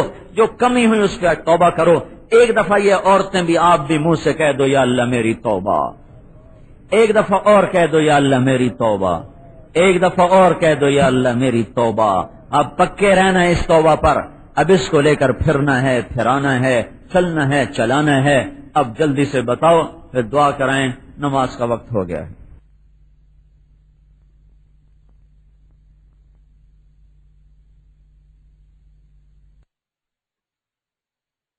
درود شریف پڑھو۔ اللہم لک الحمد کما انت اہلہ، وصلی علی سیدنا و مولانا محمد کما انت اہلہ، وفعل بنا ما انت اہلہ انک اہل التقوی و اہل المغفرہ۔ اے مولا، ہر محفل میں تجھے حاضر ناظر جان کے توبہ کرتے ہیں، لیکن پتہ نہیں ہمیں کیا ہے یا اللہ، چند منٹ میں نہیں گزرتے کہ پھر وہ توبہ ٹوٹ جاتی ہے، ایک دن بھی پورا نہیں گزرتا کہ اس توبہ کے پرزے پرزے ہو جاتے ہیں۔ اے مولا کریم، تیری عزت کی قسم، تیرے جلال کی قسم، ہم تجھ پر ایمان لائے تو ایک وحدہ لا شریک اللہ ہے، ہم تجھ پر ایمان لائے کہ تیرا کوئی شریک نہیں، ہم تجھ پر ایمان لائے کہ تو کسی جگہ زمان مکان بیوی بچے کا محتاج نہیں، تو اپنی صفات میں بھی وحدہ لا شریک ہے، تو اپنی ذات میں بھی تنہا ہے۔ اے میرے مالک، ہم ایمان لائے کہ محمد صلی اللہ علیہ وسلم تیرے رسول ہیں، آخری رسول ہیں، ہم تیرے قرآن پر ایمان لائے، وہ تیری کتاب ہے، تیری جنت پر، تیری دوزخ پر، قیامت پر، حساب کتاب پر، فرشتوں پر، انبیاء پر ہم ایمان لائے، تقدیر پر ایمان لائے، پر اے میرے مولا، یہ سب کچھ مان کے بھی ہم سے تیری نہیں مانی جاتی، ہم کیا کریں؟ اس ماحول نے ہمیں ذلیل و خوار کر دیا، ہمیں تباہ و برباد کر دیا، ہمیں تجھ سے کوسوں دور پھینک دیا میرے مولا۔ بچھڑا ہوا بچہ وہ ایسے نہیں تڑپتا میرے مالک جیسے ہم تجھ سے بچھڑ کے تڑپ رہے ہیں یا اللہ، ہماری روحوں میں اداسیاں اتر گئی ہیں یا اللہ، ہمارے سینے ویران ہو گئے ہیں یا اللہ، ہمارے دلوں کو روشن کر دے اپنی محبت سے، ہمیں اپنی توبہ پہ پکا کر دے، پختہ کر دے یا اللہ، ہم تیری زمین پر بوجھ بن گئے ہیں، یہ فضائیں ہم سے ٹکرا کر بدبودار ہو جاتی ہیں، جس دھرتی پہ پاؤں رکھتے ہیں وہ دھرتی ہم سے پناہ مانگنے لگتی ہے میرے مالک۔ یہ سورج چاند بھی ہمیں غصے کے ساتھ تیورائی ہوئی نظروں سے دیکھتے ہیں۔ اے میرے مولا، اس زمین آسمان نے تیرے بڑے نیک بندے بندیوں کو دیکھا ہوا ہے، آج ہمارے جیسے پاجیوں نافرمانوں کو دیکھتے ہیں۔ اے زمین و آسمان کے اللہ، اے مالک الملک اللہ، ہم نے تیرا کھایا، تجھ سے بغاوت کی، تو نے آنکھیں دی، ہم نے انہیں بے باک کر دیا، تو نے کان دیے، ہم نے موسیقی پہ لگا دیے، تو نے زبان دی، ہم نے غیبت جھوٹ پہ لگا دی، تو نے رزق دیا، ہم تکبر میں آئے۔ اے مولا، کچھ نہیں ہے آج ہمارے پاس ندامت کے سوا، دکھ درد اور آہوں کے سوا۔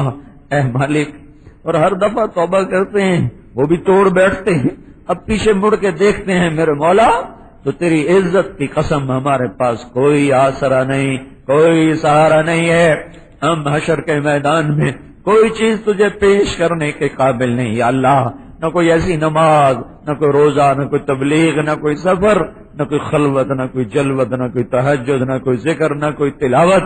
اے مولا، ہم فقیر ہیں، ہمارا تجھ سے تیری رحمت کے طفیل سوال ہے، ہم پہ کرم کر دے یا اللہ، ہم پہ کرم کر دے یا اللہ۔ پہلے لوگ لائیں گے اعمال کے پہاڑ لے کر، ہم آئیں گے گناہوں کے پہاڑ لے کر، ہماری ندامتیں، رسوائیاں یا اللہ ہم سے برداشت نہ ہوں گی، ہمارے ساتھ ستاری کا معاملہ فرما، ہم سے درگزر فرما، ہم نے تیری نافرمانیوں میں زندگیاں گزار دیں یا اللہ، تو پھر بھی ہمیں مہلت دیتا رہا، ہمیں بلاتا رہا، ہمیں کہتا رہا ارجعی الی ربک راضیۃ مرضیہ، تو باہیں پھیلا کے ہمیں بلاتا رہا، ہم تجھ سے منہ موڑ کے اپنے نفس کے پیچھے بھاگتے رہے، تو اپنی محبت کی طرف دعوت دیتا رہا، ہم اپنی شہوتوں میں ڈوب کے دوڑتے رہے۔ اے مولا، ہم بڑے مجرم ہیں، ہمیں معاف کر دے یا اللہ۔ آج پھر توبہ کی ہے، عورتوں کا بھی مجمع ہے، یہ مردوں کا بھی مجمع ہے، ہم روز توبہ کرتے ہیں یا اللہ، روز توڑتے ہیں یا اللہ۔ اے وہ مولا، اے وہ ذات جو اپنی رحمت میں کامل ہے، معاف کرنے میں کامل ہے، درگزر کرنے میں کامل ہے، ہماری اس توبہ کو بھی قبول کر لے، بے شک یہ ٹوٹ جاتی ہے پر پھر بھی قبول کر لے، ہمیں پختہ ایمان دے دے، اپنا تعلق، اپنی محبت، اپنی حلاوت دے دے، اپنے لیے رونا تڑپنا بے قراریاں دے دے۔ یہ آنکھیں تیری یاد میں آنسو بہانا بھول گئی ہیں میرے مولا، ہم کبھی نہیں خلوتوں میں تجھے یاد کر کے روئے میرے مولا، ہماری آنکھوں کے چشمے خشک ہو گئے یا اللہ، یہ کیسی آنکھیں ہیں جو تیری یاد میں نہیں روتی، یہ کیسا دل ہے جو تیرے لیے نہیں دھڑکتا، یہ کیسی زبان ہے جسے تیرے یاد کی حلاوت محسوس نہیں ہوتی۔ اے مولا ہم فقیروں پہ کرم فرما دے، کمزور بچے پہ ماں باپ بھی نرمی کرتے ہیں، توجہ رکھتے ہیں، ہم تیرے محبوب کی امت میں سے کمزور حصہ ہیں یا اللہ۔ تیرا نبی بھی بڑی دور فاصلے پہ ہم سے گزر گیا، نیک ماحول کو بھی رخصت ہوئے زمانہ گزرا، خزاں کے تھپیڑوں میں جھلسا دینے والی لو نے یا اللہ ہمیں برباد کر دیا، بے حیائی کے فضاؤں نے ہمارا سب کچھ لوٹ لیا، موسیقی کی فضاؤں نے ہمارا سب کچھ لوٹ لیا، گھر گھر کے کیبل نے ہمارا سب کچھ لوٹ لیا یا اللہ۔ ہم تو پہاڑوں میں گئے تھے، وہاں بھی سب کچھ بے حیائی کے سامان پہنچ گئے، پھر ہم نے صحراؤں میں جا کے دیکھا تو وہاں بھی یہ گندے سامان پہنچ۔ تیری دھرتی تنگ ہو گئی ہے، تیری دھرتی تنگ ہو گئی ہے تیرے نیک بندوں بندیوں کے لیے۔ اے مولا کریم تیری عزت کی قسم، کبھی 2 نمبر نیت نہیں کی، ہمیشہ دل سے نیت کی، دل سے پکی نیت کی، اور اسی طرح پھر توڑ کے بیٹھ گئے۔ ان فضاؤں کو بدل دے یا اللہ، بدل دے، یہ ہمیں کھا گئی ہیں، انہوں نے ہمیں لوٹ لیا ہے، انہوں نے ہماری بچیوں کو ننگا کر دیا، ہمارے نوجوانوں کو آوارہ کر دیا، ہماری زندگی تباہ و برباد ہو گئی ہے، مال کے پجاری بن کے رہ گئے۔ مولا ہماری دکھ بھری فریاد ہے، تجھے سنانے کو جی چاہتا ہے یا اللہ۔ ہمیں کوئی کندھا چاہیے جس پر سر رکھ کے رو سکتے ہیں میرے مالک، آج کوئی کندھا ہے نہیں جس پر سر رکھ کے اپنا دل کا غبار نکال سکتے، کوئی کان نہیں ملتا جسے غم دکھ بھری فریاد سنا سکتے۔ تو یا اللہ تو ہماری سن، تو ہماری سن۔ بچہ ماں کی گود میں ہی آ کر سکون پاتا ہے میرے مولا، ہمیں بھی اپنی رحمت کی گود میں چھپا لے میرے مولا۔ ہم تھکے ہوئے ہیں، تھکے ہوئے ہیں، سہمے ہوئے ہیں، ڈرے ہوئے ہیں میرے مولا، کوئی سایہ نہیں ہے، کوئی چھپانے والا نہیں ہے، کوئی کرم کرنے والا نہیں ہے۔ اے بے آسروں کے واحد آسرا اللہ، اے بے سہاروں کے واحد سہارا اللہ، اے ٹوٹے دلوں میں بسنے والے اللہ، اے دکھیوں کی فریاد سننے والے اللہ، اے سمندر کے پانیوں مچھلیوں کی فریاد پہ پہنچنے والے اللہ، اے تہ خاک چلنے والے کیڑے کی سننے والے اللہ، اپنے محبوب کی امت کی فریاد سن لے یا اللہ۔ لوگ ہمارا مذاق اڑاتے ہیں کہ اب تمہارا اللہ نہیں آئے گا، اسے نہ بلایا کرو، لوگ ہمارا مذاق اڑاتے یا اللہ۔ ہمیں اللہ تو آئے گا، ہمیں تو 100% یقین ہے تو آئے گا، تبھی تو یہ محفل آباد ہوگی، تبھی تو پھر بہار آئے گی، تبھی تو یہ خزاں رخصت ہوگی۔ تو آ میرے مالک کے، اکھیاں ترس رہی ہیں، اکھیاں ترس رہی ہیں، اکھیاں ترس رہی ہیں، دل کے در کھلے ہوئے ہیں میرے مالک، نظریں تیری طرف ہیں میرے مالک، ہر تمنا دل سے رخصت ہو گئی، اب تو آ جا، اب تو خلوت ہو گئی۔ اے زمین و آسمان کے اللہ، اس سارے مجمع کو قبول کر لے، ان ساری مسرات کو قبول کر لے، ہمارے میزبان کو قبول فرما، ان کی اولاد نسلوں کو، گھر والوں کو قبول فرما، ان سارے اہل محلہ نے جو نصرت کی وہ قبول فرما، جو ساتھ دیا وہ قبول فرما، یہ ہمارا ٹوٹا پھوٹا سفر بھی قبول فرما۔ ربنا آتنا فی الدنیا حسنہ وفی الآخرۃ حسنہ وقنا عذاب النار، وصلی اللہ تعالی علی النبی الکریم، آمین برحمتک یا ارحم الراحمین۔ مورخہ 28 ستمبر